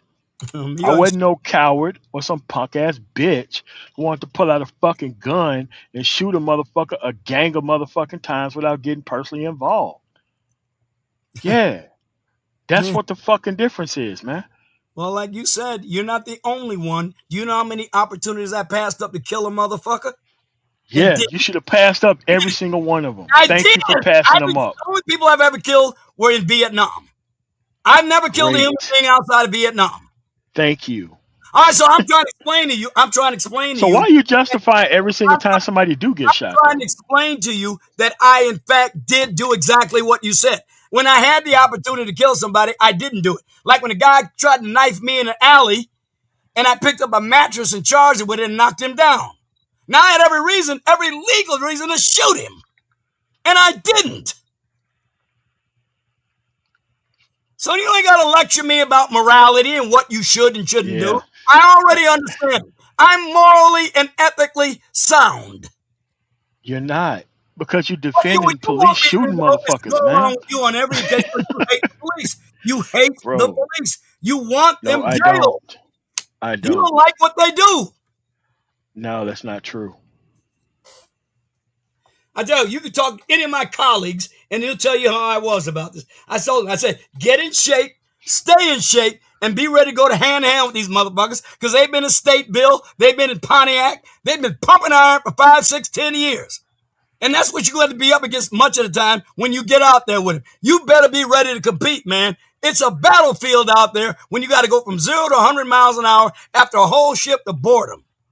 Again, it's this fucking torrential downpour of fucking Gish Gallop shit. It's a simple fucking question, man, about Darren Brown. Disarming techniques against police officers in the joint. I've seen them do it. Mike Brown versus Wilson. How far was he away? 7 yards, 21 feet. Okay. Do you think it's appropriate? Do you think it's appropriate for a person to reload and keep fucking shooting? Hey, Mr. Military Policeman, have you ever done a Tweller drill? Have you ever done a Tweller drill? Do you know what that is? Yes. What is a Tweller drill? TUELL. At the end of the day, dude, this shit again. Another Gish Gallop, another fucking red herring. We're talking about this specific fucking thing. You said like 7 yards or some kind of magical distance away that makes you impermeable. Is that what you believe? 7 yards, 21 fucking feet. Now who doesn't answer? And you shot that dude multiple times and you fucking reloaded. 7 yards is 21 feet. You got to go to fucking 21 feet. What is a Tweller drill? What is a Tweller drill? Dude, that ain't got nothing to do with 21 fucking feet. I don't give a fuck about what it is. I'm talking about this case right here. Every time we talk about something specific, you bring up some bullshit ass fucking term that ain't nobody fucking heard of, nigga. Stay on this case. I'm asking you a question. A question is very simple. You didn't answer. How far away was it? 21 feet. Great. I don't me to answer. I've already answered. Great. Is it actually appropriate to shoot somebody at somebody, let alone hitting them and reloading? Let me answer that fully. Listen. Okay, please do. 21 feet and shooting someone is completely appropriate when just moments before Man. you are in a life and death struggle with that same offender for your gun. That automatically justifies when he charges you to shoot him to death. Sarge, I'm not white. That shit doesn't work on me. I don't give a fuck whether police officers and life is in danger or not. If the dude is 28 feet away from you, you're no longer in danger. Was unequivocal. Did you hear it? Sorry. Okay, but was Mike Brown, was he armed at the time he was shot? He did not have a firearm. He had his fists and feet, and he weighed almost 300 pounds. Jesus Christ. Wait a minute. Here we go. Stop right there. Let's stop right there for a minute. Stop right there for a minute. So he's 21 feet. You said 7 yards, right? Yeah. So he's 20 plus feet away. And no, that's 21 feet. He has hands and feet. Yeah, okay, that's 21 feet. Yeah. That's 21 feet, right? Yeah. But having said that, how is Daryl Wilson in any danger when he has the weapon? It's 20 feet. It's 20 plus feet away. 7 yards. 7 yards. You say, right? So him being 300 pounds, wouldn't that give Darren Wilson time to invade? Should he charge up on Darren Wilson? Okay, now we're going to get without a weapon. Okay, now you're bringing up matters of law. I know man tomorrow is not going to have any patience for this argument, but law happens to be what we're dealing with right now. Under what circumstances does a police officer have the right to use deadly force? It literally is set in law and in common law. Common law, by the way, is all the decisions of all of the courts over the years. He asked you a simple question, man. Will you please stop? I know this stuff backwards and forwards. The common law is that set of jurisprudence over decades and even centuries. They become part of the common law. Every court decision becomes part of the common law. Every one, because they're not all exactly the same. And they serve as precedent. Man, this dude ain't gonna stop, man. Let me answer your question. He sidetracked me. Let me answer your question. We're not talking about a matter of law here. And we're talking about under what circumstance a police officer is allowed to use deadly force, which is a Fourth Amendment seizure of a person by perhaps killing him dead. That's the justification under the Constitution. It's a seizure of a person by shooting him dead. That's what the court said. Mm-hmm. So under what circumstances is that allowed? Now remember, under this particular instance, just moments before, this very suspect tried to take his gun from him. And now he's 28 feet away. He won't let me finish. And now he's 28 feet away now. He won't let me finish because he knows where I'm going with this. He knows he's wrong. They just attempted to seize his gun by forcible means in literally a life and death struggle in the car. And he ran away. In the car. He ran away when the gun went off. Officer Wilson was very fit and very fast, and he was gaining on him.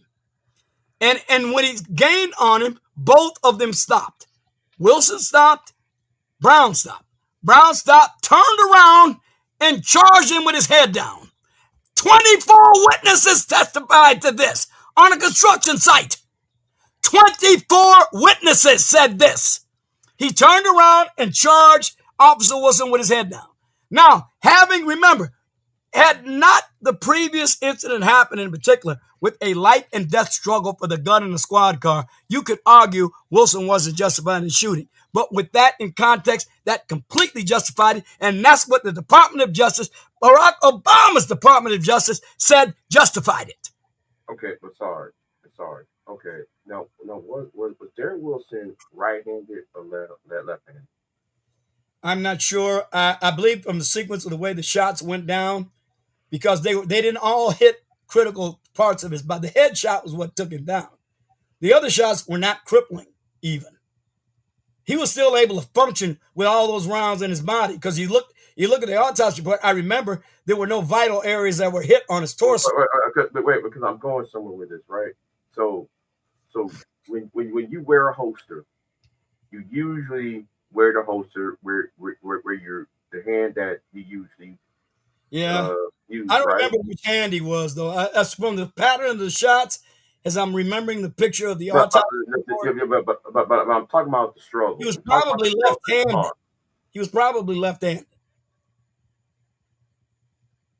Okay, but is in the court evidence that he was right-handed or left-handed? I just don't remember which hand he used. I do remember the pattern of shots on the body, and the shots appeared to go from his right side toward his center mass. So that would probably indicate that he was left-handed, but not absolutely. I can't say for absolute certain. What is the pertinence of that? Let me look this up real quick. Because the struggle part, I'm having the relevance of that to this? Because I'm talking about the struggle in the car. I'm talking about the struggle in the car, and then because if he's right-handed, right?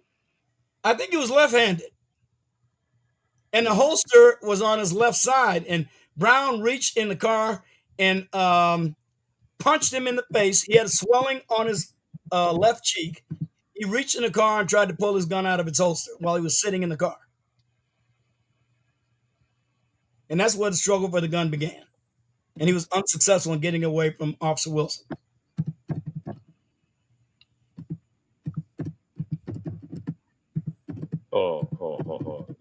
As I remember the pattern of shots on Mike Brown's body, that would explain why he had that pattern of shots from the left side of his body going toward, from the right side of his body going toward the center.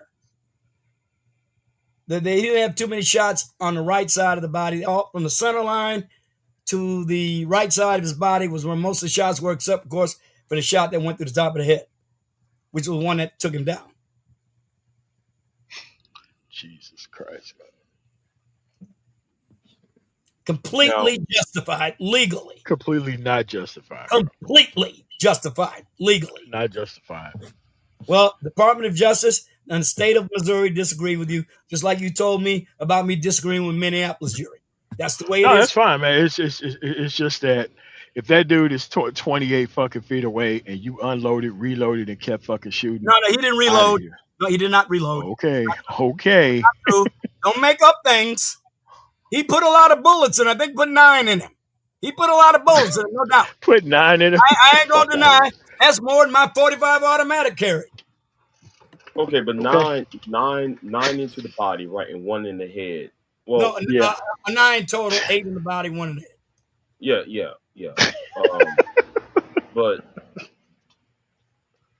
you fired 8 shots into this individual, and he's more than 15 feet away. More than 15 feet. More ample time for you to invade or use some other non-lethal defensive tactics. Come on. Yeah. I mean, if you more than 15 feet away, you know this guy ain't no Michael Myers or Jason Voorhees.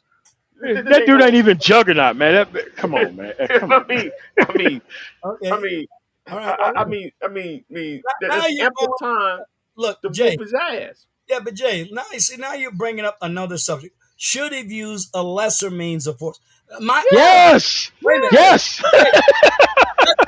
Let's deal with that in a minute, okay? Let's just see. You try to put him in jail, MOT. You want him in jail, so I got to deal with the legal stuff first. No, actually, prison forever.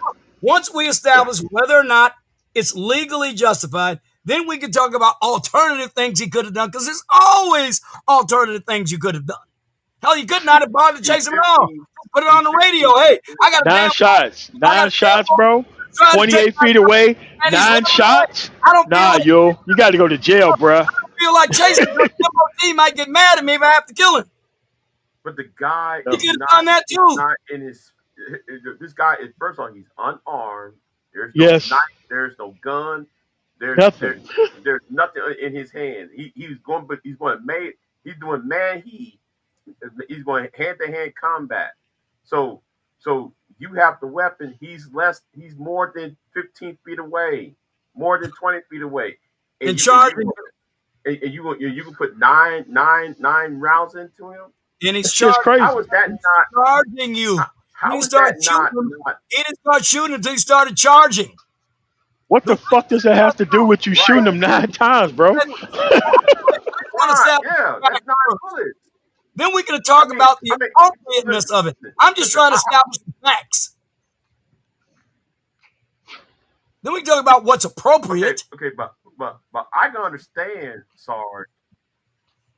Okay, but Sarge, I can understand if this is a woman, a civilian woman who's not a police officer, somebody on the street, woman don't want to get grabbed or whatever. I can understand that. This is a police officer, right? And Trained individual he's at being work. charged. A trained individual, and this person is more than 20 feet away. And you put nine up in him. 9 rounds into him. He was 20 feet away until he started to close the distance by charging him. Okay, so now Hey, he's he Quicksilver or the Flash now. Come on, bro. I think you purposefully missing the point here. You did not answer my question about Tuella drill now, did you? You still don't want to, do you? Dude, at the end of the fucking day, you need to keep on this subject and stop throwing these dumbass terms in here, man. All right. Let's move on. Dumbass terms that you're so big on training about, but you don't want to talk Nope. about crucial police. Nope. All of a sudden, when it doesn't conform with your 9 narrative, rounds. you wanna bring it 9 up. rounds, bruh. All right, 9 rounds. 21 feet away. 9 rounds. go along with your narrative, so you don't want to talk about a crucial bit of good training. No. Now let's go on with 9 rounds and 21 feet away is not good training, dude. It ain't. I'm not sorry. sure whether or not we have reached the consensus. Now, Mike, with MOT, I know we haven't, but I'm talking about with you, Jay. Have we reached a consensus that more likely than not, the shooting was legally justified, even if he might have used another method?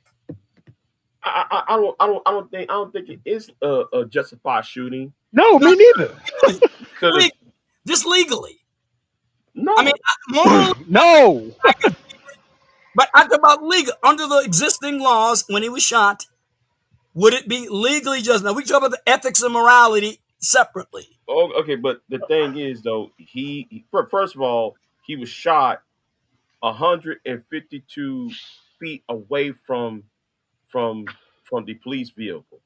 That's one thing. Then though he was shot, between the distance between him and Wilson is 21 feet and 7 inches. So, but my thing, how did he got far away from the car? So it can't be justified at this point. If there's Dude got stolen. He got out the car. He was following him. He turned. He waited until he turned the fuck around and then he unloaded on that dude. That dude should be in prison in every single case. That dude should be in prison. Dude, Okay. you wouldn't be able to get away with that as a civilian. You wouldn't be able to get away with no shit like that. Big J, he's been ducking this. I'm going to just say it for you right now. The Tuella drill, the 21-foot rule, teaches that a violent attacker can cover a man of ordinary health and speed. We're not talking about Usain Bolt. We're talking the average adult male, average, in good condition, normal, healthy condition. A violent attacker can cover 21 feet in 1.5 seconds. This is the reaction time you have to make a decision to use whatever level of force you're going to use against a charging attacker. 1.5 seconds. No, Right. not Usain Bolt. The average adult male, of normal health, under 50 years of age. right. 1.5 seconds. But Now, sorry. given that truth, not truth, but given that training and that understanding, we are talking about the fact that more people, according to the FBI uniform crime reports, more people are killed by fists and feet every year in the United States then What by does that have to do with 9 every shots, brother? if you let me finish, I'll explain. Then are killed by every long gun in the United States. That includes shotguns, rifles, and so-called assault weapons. More people are killed with their fists and feet. This is a big man who just tried to take his gun.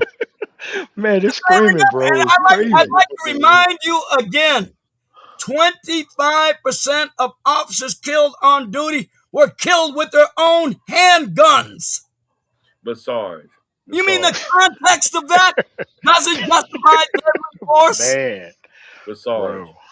Sarge, if somebody, the point, okay, what you're saying is good and all, right? But the problem is, he was invading. He's 152 feet away From his car. 1.5 From his seconds. car. All it takes is 1.5 seconds to close it. Man, bro, I don't think he wants to listen to how far away from his car he is. How long 1.5 seconds is? Look at your watch right now. When you got a digital watch, when it goes to the next number on the second hand and go 1.5 seconds. Okay, so sorry. Boom, it's over. He can close that in 1.5 seconds.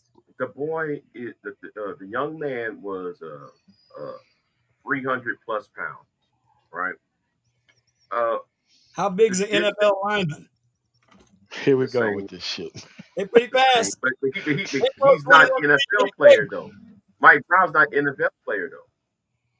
He's a young man. So you think you think that he sprinted 152 feet away and then he turned around and he about to charge again? No. Remember, you got the sequence of events wrong. Remember, Okay, he after the struggle in the squad car, Wilson gave chase. He got out of the car and chased him. He was gaining on him. Remember, he's got a head start because Wilson got to unbuckle his seatbelt. He got to open the door, get out of the car. Meanwhile, Brown is running away. He's clearly trying to escape Wilson. So Wilson gets out to chase him, obviously to place him under arrest. So he's running after him, and at some point he realized Wilson is going to catch him. Wilson's a very fit guy. So he realizes he's going to catch him. So he stops and he turns around. Wilson stops, has his gun out, and says, "Don't move." Guess what Brahmain decided to do? Charge him. He didn't just chase him and shoot him. So that's why it's justified, right? He began to charge him again. That's why it's justified, right? That's what the Department of Justice said. That's what the Ferguson Police Department said. That's what the state of Missouri said. They didn't even bring criminal charges. He wasn't even indicted. All right. Well, I'm done with the Darren Wilson situation. I mean, it's I don't think it's been a very good case, man. I really don't. Well, okay. So we can go to the Preddy or the Renee Good situation. Which one do you want to go with first? Because you got a better case with George Preddy. That was a bad shooting. I ain't going to argue. It was a bad shooting. You hear me? Right up front. Okay. I ain't going to argue. Bad shooting. Was it criminal? That's the question. Yes. Okay. So let's talk about the Minnesota, the Preddy, and also Renee Good. The Good shooting happened. Renee Good. What happened? 9 months ago. Can you expound on that, Sarge? Let's go with Renee Good first because that's actually more controversial than the other one. Because, like I said, at least as far as a bad shooting, is it really? I'm going to keep maintaining because I'm MOT gonna act like I didn't say it or something. It was a bad shooting. Mr. Preddy should not have been shot, but it was that's why it's criminal. Series of cascading events caused by one person who took away his gun, which they didn't even know he had when they tried to arrest him because it was under his coat. Did. No, they didn't. Yes, it did. No, they didn't. Okay. You couldn't see it was under his coat. You only saw it. Let's slow this down. Let's calm down and let's use. Seriously. I mean, I wish you get acquainted with facts. I mean, facts are not arguable. Sorry. Okay, so this is what I meant.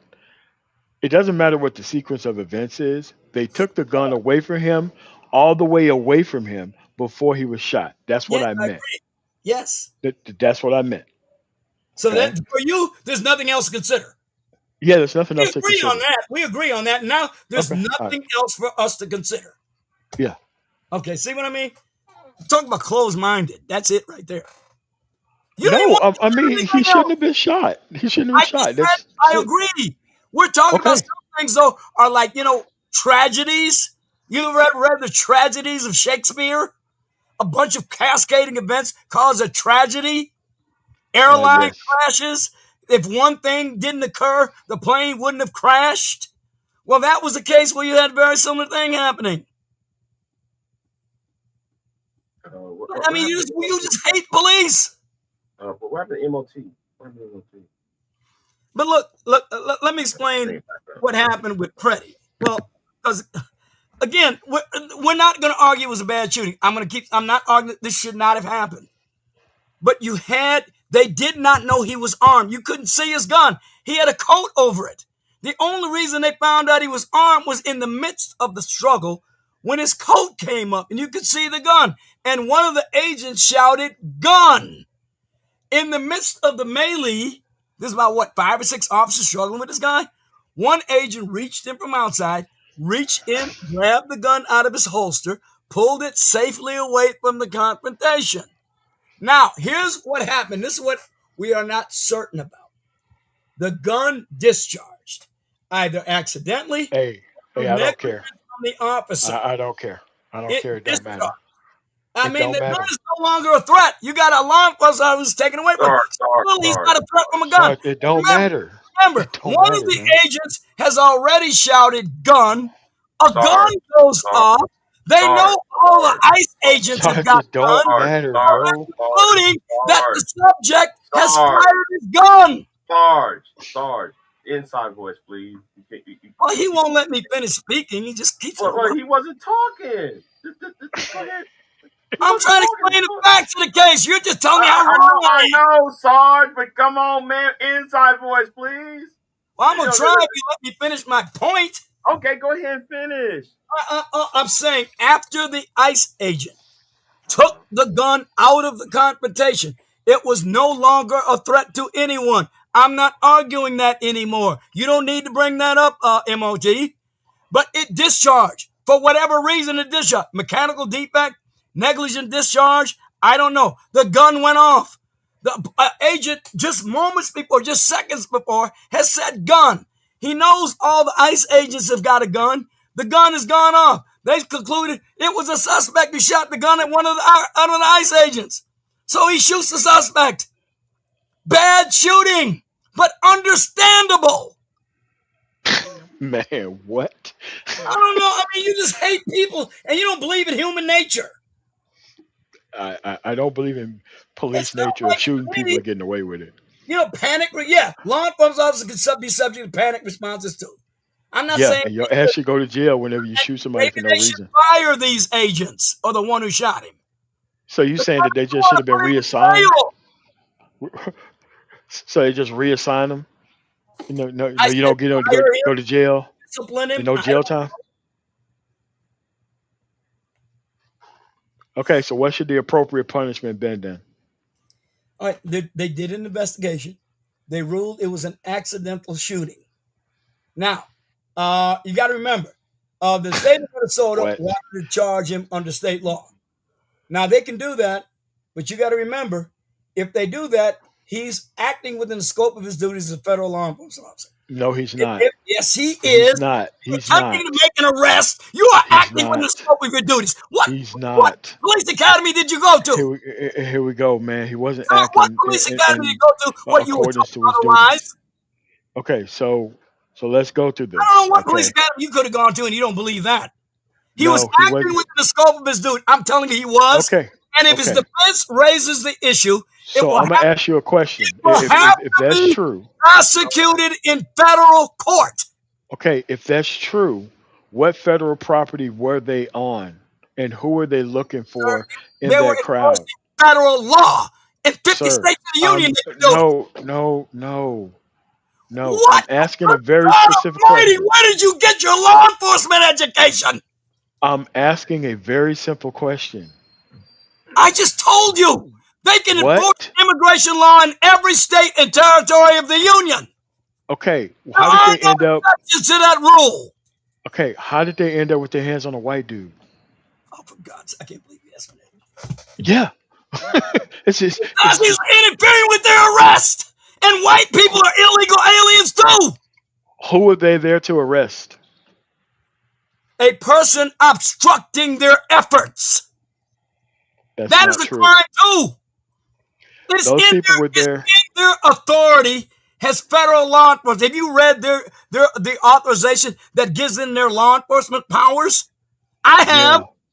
So It's let's go all that is through. covered there. Okay, are you actually in control of knowing what the events were before he even got that close Yes, because I to what watched was going the on? video 10 times at least. Okay. So let's go there. So when the law enforcement person pushed to the ground a woman who was protesting, that is why he went there to go help that woman. Oh, he's got a right And to do when he, that, does he? yes, he does. Under what law does he have the right to obstruct an officer effecting an arrest? I Okay, want you to give me I'm chapter gonna say and this verse. again. I'm gonna say this again. I know you feel The you got reason, some made up the right, but what is the reason, right the on the reason books? why Pretty. One at a time, please. One at a time. Okay, what is the right Okay, on the books? okay. So the actual federal people pushed a woman to the ground. That's why Pretty went up there to help her up. So the actual, and she was doing nothing but peacefully protesting, by the way. They engaged contact onto her. They wasn't there for her. They didn't like the fact that she was protesting them. So the federal people pushed her to the ground. That's when Pretty went up to help her up. And because he tried to help her up, that's why they tried to go in for an arrest. So the whole situation is illegal because they're not on federal property. They're not actually serving a warrant. They're not actually looking for a person. They're just surrounded by personnel who are protesting. So you just move the actual conflict to somewhere else. Get in your car and leave. That's what you're I supposed mean, to do. where are you getting this? You got to be on federal property. Where are you getting Yes, that legal theory sir. from? Okay. Wait, What no, is the they're name of not this department? military police. Okay. What is the name of the They're not department? military police. They are civilian law What is enforcement the agencies. name of the They are department? civilians. ICE are Okay. civilians. They're not Okay. military police. Okay. They're not So restricted to federal property. okay. But when you're taking You care of just said federal they business, were. you're looking you're actually looking for a very specific person in a very specific So you circumstance. can That's what only your arrest order them on says. federal property? That's not what I said. It's okay. Oh God. I Okay, you understand have the orders. objective You clause have and the orders, subjective clause. I sir. heard what you said. You have orders, and you're supposed to be acquitting federal stuff. So you can only Coming in arrest con, people on federal co- property for co- immigration aid. coming in contact with somebody who is protesting is not part of your federal duties. Oh, for It's God's not. sake, sir. It's not part of your federal duties. It just Arrested isn't. and charged with obstructing a federal law No, enforcement officer. no, She was no, no, arrested and no. charged with it. She's going to go to court, or she has gone to court for that offense. Now, don't ask me what the outcome of it was. She was booked by a federal magistrate for that offense, whether you Hmm. think she should have been or not. That's She what shouldn't have been. courts are for. That's what I keep stressing to you. That's what courts are for. It is not up to George Pretty to They decide what they should or engaged. shouldn't be doing. They I'm they here to came tell in contact with you her. them. They came in contact with her though. All right, let me tell you another thing. Yeah. Jay, you're familiar with this, what happened with me, right? When I had to bust that dude upside the head with a napkin holder and I got arrested. Remember I told you about that? Hey man, we're gonna talk about this Wait a Pretty minute, wait a minute, situation, bro. wait a minute. This is because you just brought it up. I Yes, remember. sir. We're gonna talk about this Pretty Remember when I situation. got arrested here in Georgia for busting that dude upside the head when he said Yeah. I looked at his Okay. woman Dude, and all what that are you shit? talking about, man? Dude, it's about the Pretty situation, man. Okay. What happened Okay, was Jay, he didn't have no right to arrest me because I didn't violate the law. I was in accordance with the law of self-defense in the state of Georgia. I didn't do anything wrong. I didn't do anything wrong. But he arrested me. Do you think I was We're going to fight talking him over about it? the Wait a Pretty minute. You think situation, I bro. was going to fight the cop there over it? Hey, man, you ain't got no business arresting me. I didn't do nothing wrong. I just let Sarge, him we're put me in talking about the handcuffs Pretty and he took situation. me to jail. Dude, I back to the didn't Pretty fight him because I situation thought though, he man. was wrong. Back to the Pretty situation. Yeah, well, you seem to think you got a right to decide what the law is and you can obstruct the police. That's not what I said. That is Back what to you the said. You Prady just don't want to admit you did. situation. Yeah. Back to the Prady situation, though. They initiated contact on her and pushed her to the ground because she was protesting She was them. not following their instructions. They told her where she could stand and watch. That police officer can do that to you. They can give you a reasonable space in which to observe and protest, and you're supposed to comply with that instruction. If they tell you you're in the street protesting, we're interfering with the operation here, you can stand on the sidewalk and watch, but you got to get over there. And if you don't obey it, they will arrest you for obstruction. That's what she didn't do. They came in contact with her for no reason. See, well, that's what you say. That's what the court should decide, not you, and not Okay. George Prady. The video showed that she was protesting and they pushed her to the ground. I saw what the video saw. You're leaving out a lot of Okay. No, I'm talking Okay, about You're what's leaving out your important. instructions to her to not stand so close to them. But Sarge, what about the scene of the shooting, the Prady shooting, from the person who was inside the vehicle that happened in front of him? I mean, Wait a minute. Well, Prady didn't shoot anything. That cop who took it away from him did. Right. I'm talking about him assisting the lady who was being accosted. Pushed to the ground. Yeah. Pushed to the ground and everything. I mean, in the opinion of the agents, his assistance to the lady amounted to obstruction. That's what courts are for, to determine. You initiated contact. You initiated contact. How's that obstruction when they approach her, not her? Yes. Say it again. They approached her because she did not obey their instructions to stand in a specific area and observe their actions. Well, she's on the side of the street. Too close to them, and that she might interfere with them. She's on the side of the street. No, she went. They were telling her to go over there, and she didn't go. She kept coming back. Okay, if that was the case, then why was the people who was in the car wasn't arrested either? I'm demanding. Okay, sorry. But what? Okay, but there was somebody inside that car when all occurred. How come they wasn't arrested? Because they was close to all that. Well, wait a minute. Well, they probably were so wrapped up with her, they didn't give any commands to the other ones. That's the way it is a lot of times. You're focusing on one person, and you got other people who might be charged and or given a command, but you're distracted by the one you're dealing with right in front of you. I've been in a lot of demonstrations where that's happened. A whole lot of them in Illinois. Illinois is a hotbed for demonstrations, especially in Chicago. No, it's fine. It's like if they didn't come in contact with her, Prady wouldn't have stepped up to help her up from the ground. Where he had no right to interfere with them or make them think he was interfering with them. Oh, God. Why did they come in contact with the civilian? How noble a knight he thinks he is. That's what the courts are for. He's not a white knight. Okay, all right. When 4 or 5 people is accosting and pushing down somebody down, it would render your right as a citizen to some type of response. Yeah. You know what? It was. We got to remember, guys. It was. You're not taking care of. You're not taking care of federal business at the time, man. Hey, MOT. It was Minnesota. The dummy should have realized that most people in Minnesota might have gone along with him in a jury trial. They probably would have acquitted him. Okay. But people, a woman. Wait, hold on. What is happening? Hold on. But sorry. Wait a minute. I can't let you slide on that. That's a woman. That's what I'm saying, bro. Yeah. You see a woman being pounced upon by five men, dudes with guns.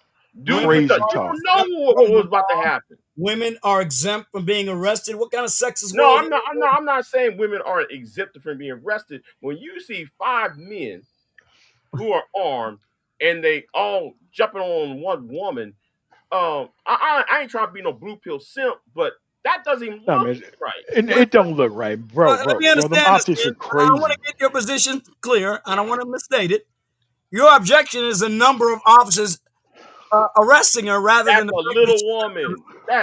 That's a Bro, little woman. You know, bro. and besides, she wasn't carrying anything. Only she was carrying Armed was her people. phone. Armed And people. yeah, you armed just said you people. can't shoot them. You just said you can't. What the fuck's the difference? If they got a machine gun, they can't use it. Like Sarge, dude. At the end What of the else is day, it whether they're if armed they or not? wouldn't, The if they woman wouldn't was have pushed the carrying. woman to the ground, Brady wouldn't have stepped up to try to help her up. Well, Dude, that's people on have the him. right to protest, man. They Be just willing to do. accept the consequences for it. God bless you, sir. Okay, so all right. So the gun is removed from him, and whatever went off, I don't care about any of that. It did You go off. reacted. No You doubt you about that. reacted. You reacted improperly to something that happened. Okay, Okay. right. Okay. Okay. So that was to me So we should makes hang it. him for the highest yard arm. I mean, he Okay. has to go. See, I agree He, with you on all of that stuff. See where we got agreement real easy? yeah. Okay. We All can right. agree to disagree on matters of fact, but the matters of fact we ought to agree on.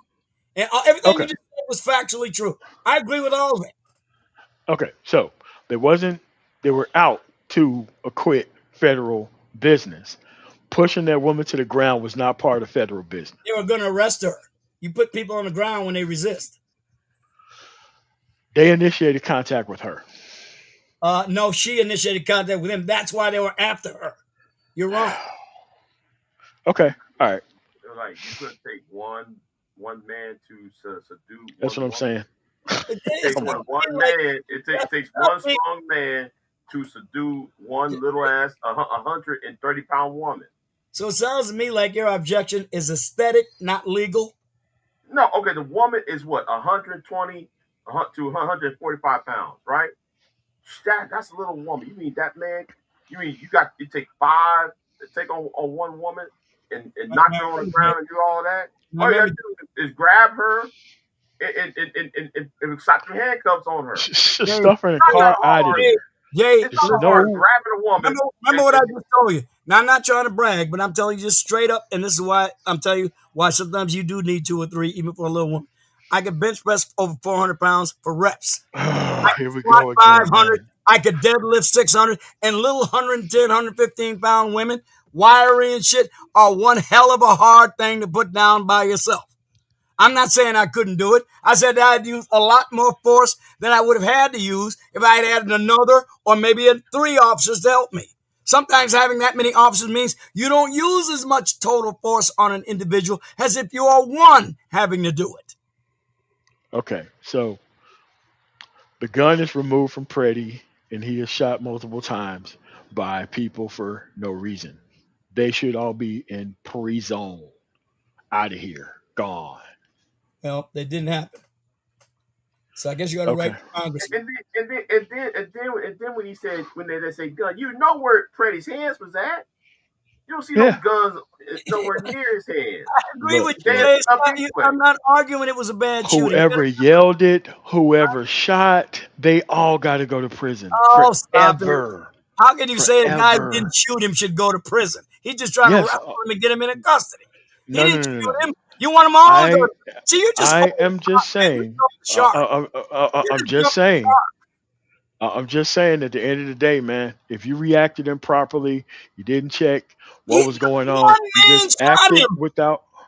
If you acted without restriction, if you acted without restriction, you just got to go to jail. It's easy. He was being arrested. The other officers were assisting. He was a man. He wasn't a 110-pound woman. He was in good. Of what I understand, he excised. And they shot him. And they shot him. This is over with, Sarge. But Sarge's hands was up when he got shot. Yeah, that's what I'm saying, bro. His hands was up when he got shot. It's a bad shooting. The gun went off. His hands you still got to go to jail. Like I agree with it or something. His hands was up when they reeled him with bullets. See, you keep saying things I agree with. Sorry. They got to go to jail, bro. I'm sorry, man. You got to go. They all got to go to jail. They're all in the execution. Yes. That's 12. That's 12. What? 12 shots. Man. Yes. Got 12 Come on, man. They got really with bullets. Dude, who are listen we to that. talking about, bro? You gotta go. All right. Well, I'll tell you what. Here's what you're going to And have to do Senator now. Ass. Since none of those agents were charged at either the federal or state level. Not Then yet. Not yet. Not yet. I couldn't get no action on Michael Byrd murdering Ashley Babbitt. You don't know how many letters I wrote to Congress saying that was a straight up murder. Ashley Babbitt was breaking into the Capitol, bro. I'm making What is going on here? a point that they didn't pay Ashley me. Babbitt was breaking into the Capitol. Initial finding did not find Michael Byrd guilty, whether I want him to be guilty or not. Same thing goes for you. Okay, so you're this right-wing guy who thinks that Ashley Babbitt shouldn't be shot now. Okay. Completely different things, though. That's what I'm saying. That's what I'm saying, It's the bro. same thing with regard to getting them prosecuted. You Dude, have to find somebody willing to do She it. got shot because she was breaking into a place. Come on, man. What is happening here? Man, I don't want to argue Ashley Babbitt. Okay. You brought it up. The only reason I brought her up was to say we can't always get what we want. I would never bring up Ashley Babbitt, bro. Remember the Beatles song? You can't always get what you want. So, sorry. Okay. Sorry. Yeah. Ashley Babbitt. See, you can't use Ashley Babbitt because Ashley No, Babbitt you can't. Because I didn't say it was the same. I didn't say it was the same. Wait, hold on. I said I want Michael Byrd to be prosecuted, and I can't get him prosecuted. No matter how much I want him to be prosecuted. Why would he be prosecuted, dude? Why you want him to be Because he murdered a woman and didn't even give a warning. Oh my God! You're breaking. Stop! I'm sorry, man. I'm sorry. Wait, hold on. You're part of a mob. Yes. You're trying to breaking and entering. You basically advancing. Making threats, talking about hang Mike Pence, hanging the sitting vice president of the United States. You don't need a warning when you get shot. Doing all that. Oh boy! You don't need a warning at this point. She was breaking into a place, and they kept telling her to stop, and then they got her in. So I guess now we're going to discuss the Ashley Babbitt case. Now, no. We're not discussing words here. Okay, we're not discussing the Babbitt case because. All right, let's discuss it. Let's discuss it. No. Go ahead and make your case. Go ahead and make. Since you're going to force me to discuss it. No. There's nothing to talk about there. I mean, that's our case. I just want to say either of us can't get what we want. We want somebody prosecuted. Apparently, is not going to be. Okay. That's the point I was trying to make. Not anything else. Come on, man. Let's go back to the Preddy situation, man. You can't equate Alex Preddy to Ashley. Ashley Babbitt, bro. Nah, man. No, you guys want, or at least MOT wants those agents to be prosecuted. I want Michael Byrd to be prosecuted. Neither of us appear to be able to get what we want. Okay, all right. Okay, that's like another non sequitur. Another conversation derailment. Okay, let's go to the. We can go deal with that in another topic. Okay. No, we won't, man. This is a one-time thing, man. I am prepared to argue that too, because that was the case I was arguing with people about for 5 months at least. No. So I know it very well. I'm prepared to deal with it. I just don't think it's necessary. I was just bringing up to say we can't always get what we want. Sarge, we're going to go to the next case, though. Yeah, that's what we're going to do. All right, so we're going to go to this Renee Good situation. If you want to deal with Ashley Babbitt, I'll be more than happy to. I bet you would. But I'm not doing that. I'm not going to do that, though. I will. No, man. We're good. This is a one-time thing, Sarge. No, this is a one-time thing, man. I told you, I studied it to death. I'm prepared to deal with anybody. Okay.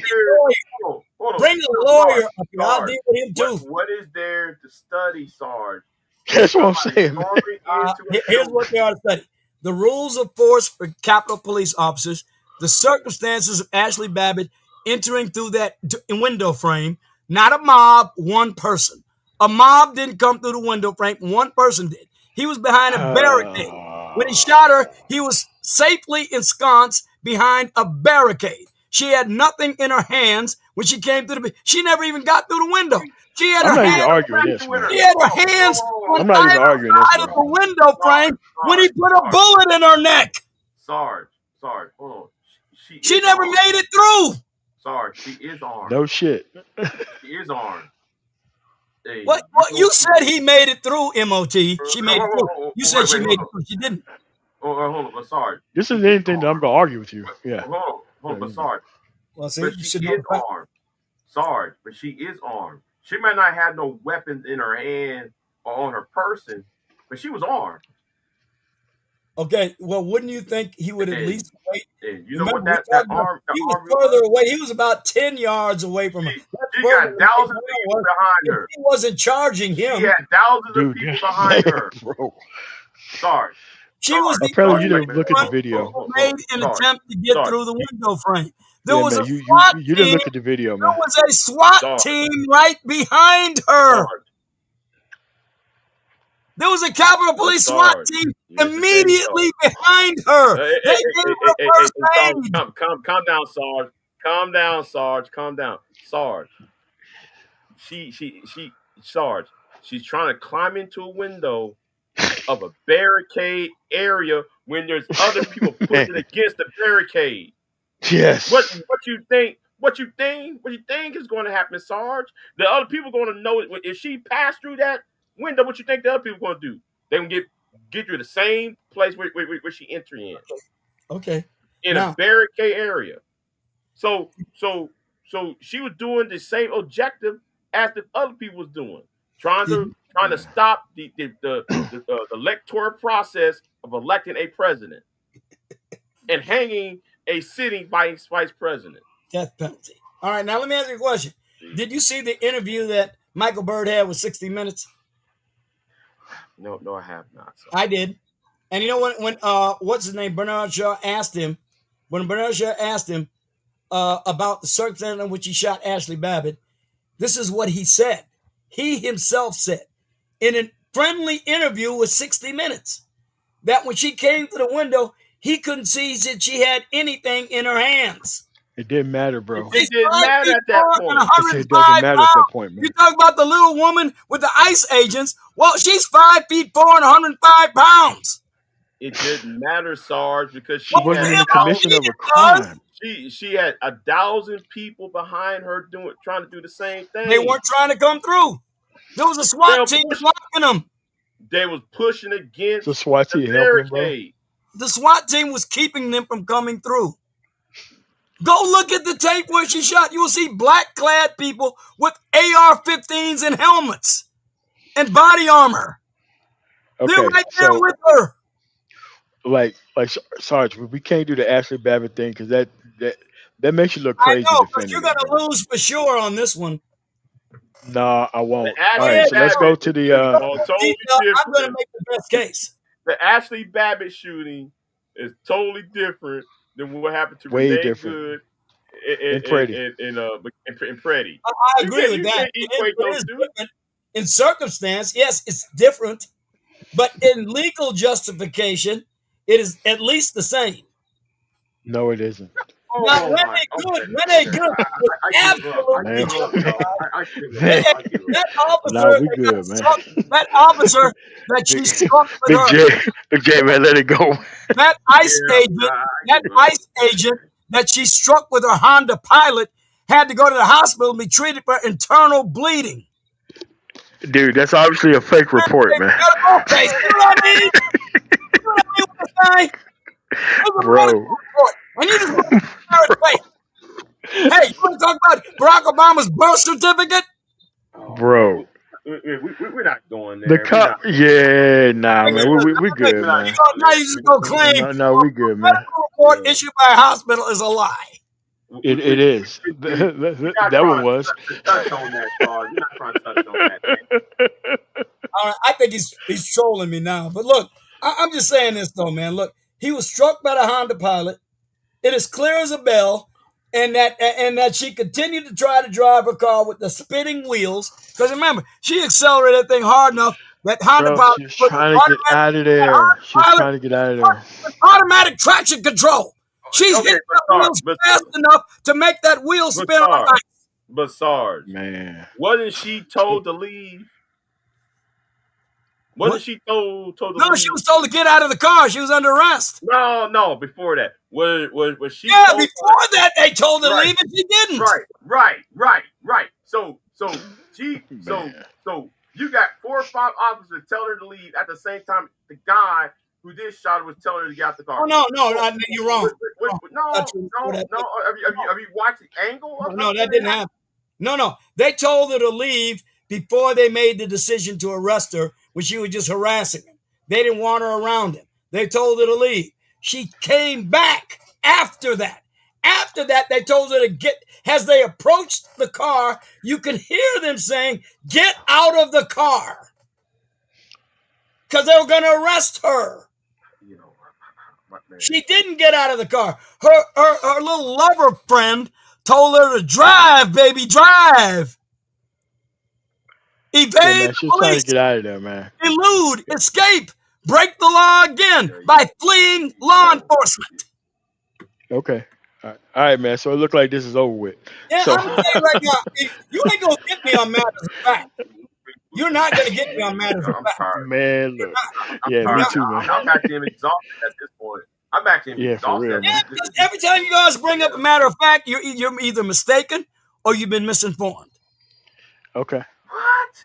Okay. All you gotta do is go watch the video. Go watch the whole video when the officers approach Renee Good's Honda Pilot. You can see it all for yourself. Okay. All right. Okay. So she shouldn't be dead either.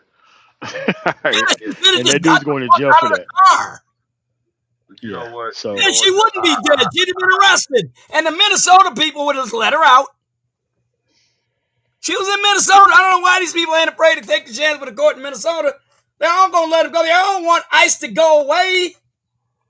They don't want to cooperate with ICE.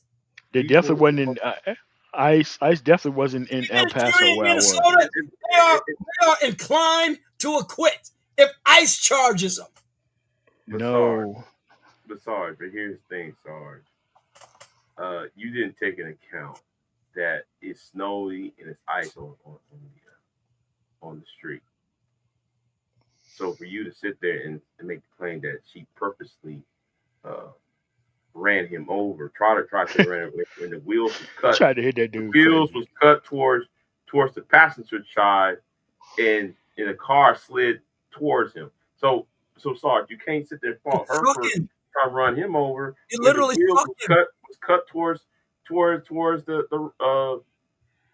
the right side, But wait a minute. It literally away from it. him. I'm not He's under disputing no that. obligation to I'm move out not- of the way of a felon. But Sarge, He's I'm not- not. I got to Hey. drive past Chicago today, man. So, yeah, man. Yeah, I only got like a couple more minutes before I got to get back to work or whatever, man. But Hey, man, Listen, I ain't Sarge, through with you yet. I want to finish this battery of topics. I ain't through with you yet. I ain't through Okay. with you yet. I want to finish this battery of topics, man. Well, I'm going to confront you on every one of them if you're ready. No, you lost on all of them. Oh, yeah, you can Right, tell yeah. yourself that all you want. I ain't even going to bother to say nothing. I'm going to just let people listen to this. I ain't No, going I to say mean, like you lost on everything so far, man. Like you didn't win anything. Make up their own mind. I ain't going to say a word. I ain't gonna say a word. Hey, y'all just listen to yourselves and you decide what you who got the better of it. That's all. I ain't gonna say I want that. I ain't gonna bother. It don't make no sense. All I want is this. I want to get you for the rest of the rounds of this thing. That's it. I mean, dude, like the topic's over with. No, it ain't. We ain't gone to the woke 2.0 yet. Okay, hopefully next time it'll be structured because I know StreamYards are fucking up. So so when StreamYards was fucking up, I said, "Fuck it, this is good and have at it." I ain't gonna try to do all that time. Yeah, that's okay. That's okay. Messing up. Hey man, it was good. Look, it was all good. Jay, you're a good sport. You did a good job. Considering that you didn't structure it, it was still okay. I got no complaints. No, it was structured, man. It was structured all it could be. No, I wrote down a structured list for Jay, didn't I, Jay? Didn't I get something? Yeah. But it and we wasn't didn't exactly do it that way. Yeah. It wasn't structured. It sounded structured, but I just allowed y'all to talk because so we didn't do it the way I suggested. Yeah. But that's okay. I ain't got no complaints. I thought both of us got out our points and the points we wanted Yeah. to make, and that's fine with me. I need clarity, not agreement. I don't need agreement. Never do. Never have. Okay. So So that's good. let me reiterate. If you're in law enforcement and if you have training, if you use that training in a bad method, it is indeed criminal. And I want you locked up in every single case that is possible to lock you up in. Because And, that is my actual training, is that the police are held to a higher account. And I don't want to hear this, oh, I'm afraid for my life bullshit. Nah, dude, you got to go to jail, man. all right. That's what it I is. would appreciate it, though, if you would distinguish incompetence from criminality. You seem to have a No, difficulty in no, making that no, distinction. no, no, no, no, no. Incompetence It's does not mean you've committed a criminal act. to me, it's a criminal act every Well, that's time. to It you. See, shouldn't happen. you got your own standard of justice, which does not comport with the actual one that exists. Yeah. And that's the To problem. me, Because I got mine too, but I know the world doesn't accept Sarge's standard of justice. I got to go by the one that is. You should see my okay, standard of justice. You wouldn't like it one bit. So I don't pretend it is the standard of justice. okay. Well, Now, these well, people, they still got to go to jail, though, in all these cases. Our country would be better off if the police can stop walking around with Iron Man uniforms on and then pretending like they so scared of everybody. Like, hey, man, go get yourself another job, bro. So, wait a minute, you would That's deprive it. police of body armor too? Yeah, I would. Hundreds of police officers' lives have probably been saved by body armor. That makes no difference to you. You yeah, just There no think would have been a difference. lot No more difference. lives you, saved by the actual police you want the speaking up criminals to be able to follow about the these. officers more easily. That's your Like, idea no, of no, justice. That's your no, idea no, of no. law enforcement. Let me explain why. When it comes to these weapons of war being on the streets, the police stay pretty silent about allowing these people to have these weapons, which means they shouldn't get no protection from those weapons. That is when you're supposed to speak up. Like when the assault rifles ban was actually being lifted, those police officers all over the country said nothing about those weapons of war coming back on the street. They have no practical civilian application, so they should have no actual protection from it. Wait a minute. None. Wait a minute. The AR-15 is used successfully in many police circumstances, so it clearly has a It police wasn't application. used during the ban, sir. What? That's why it was banned. Okay? Well, I didn't like that either. That weapon I, doesn't I, I, I, have used to, any I used to practical write to civilian police application. agencies and say, look, if you guys are going to ban AR-15s for civilians, you ought to ban them for yourselves. But I was not per se against police officers having AR-15s. It's a fine patrol rifle. Right. So what I'm saying We don't is have to disagree on this one, baby.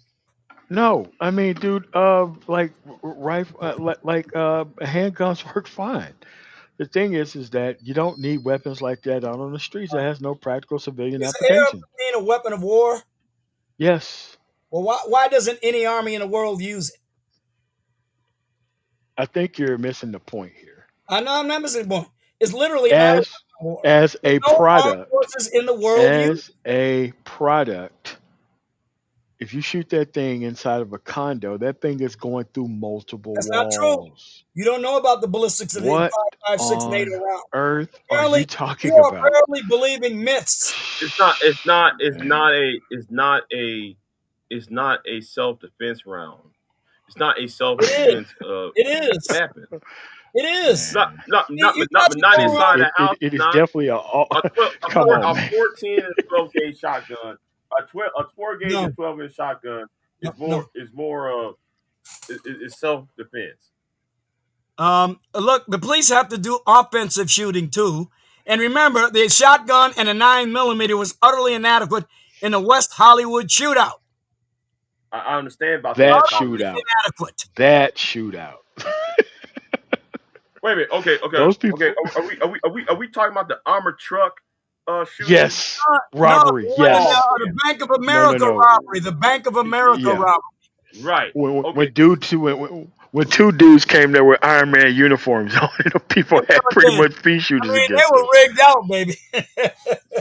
But I mean, they had 100-round drums. They had HK3s, G3s.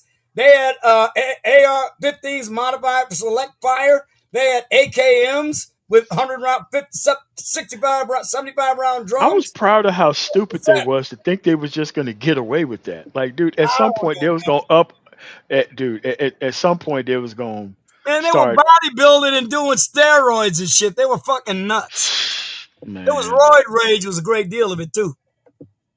They were crazy. where did you think you was gonna spend that money after that was over with? Like, okay, you just gonna change clothes and go to the Hey Gap? man, they made a bunch of successful Oh, robberies before.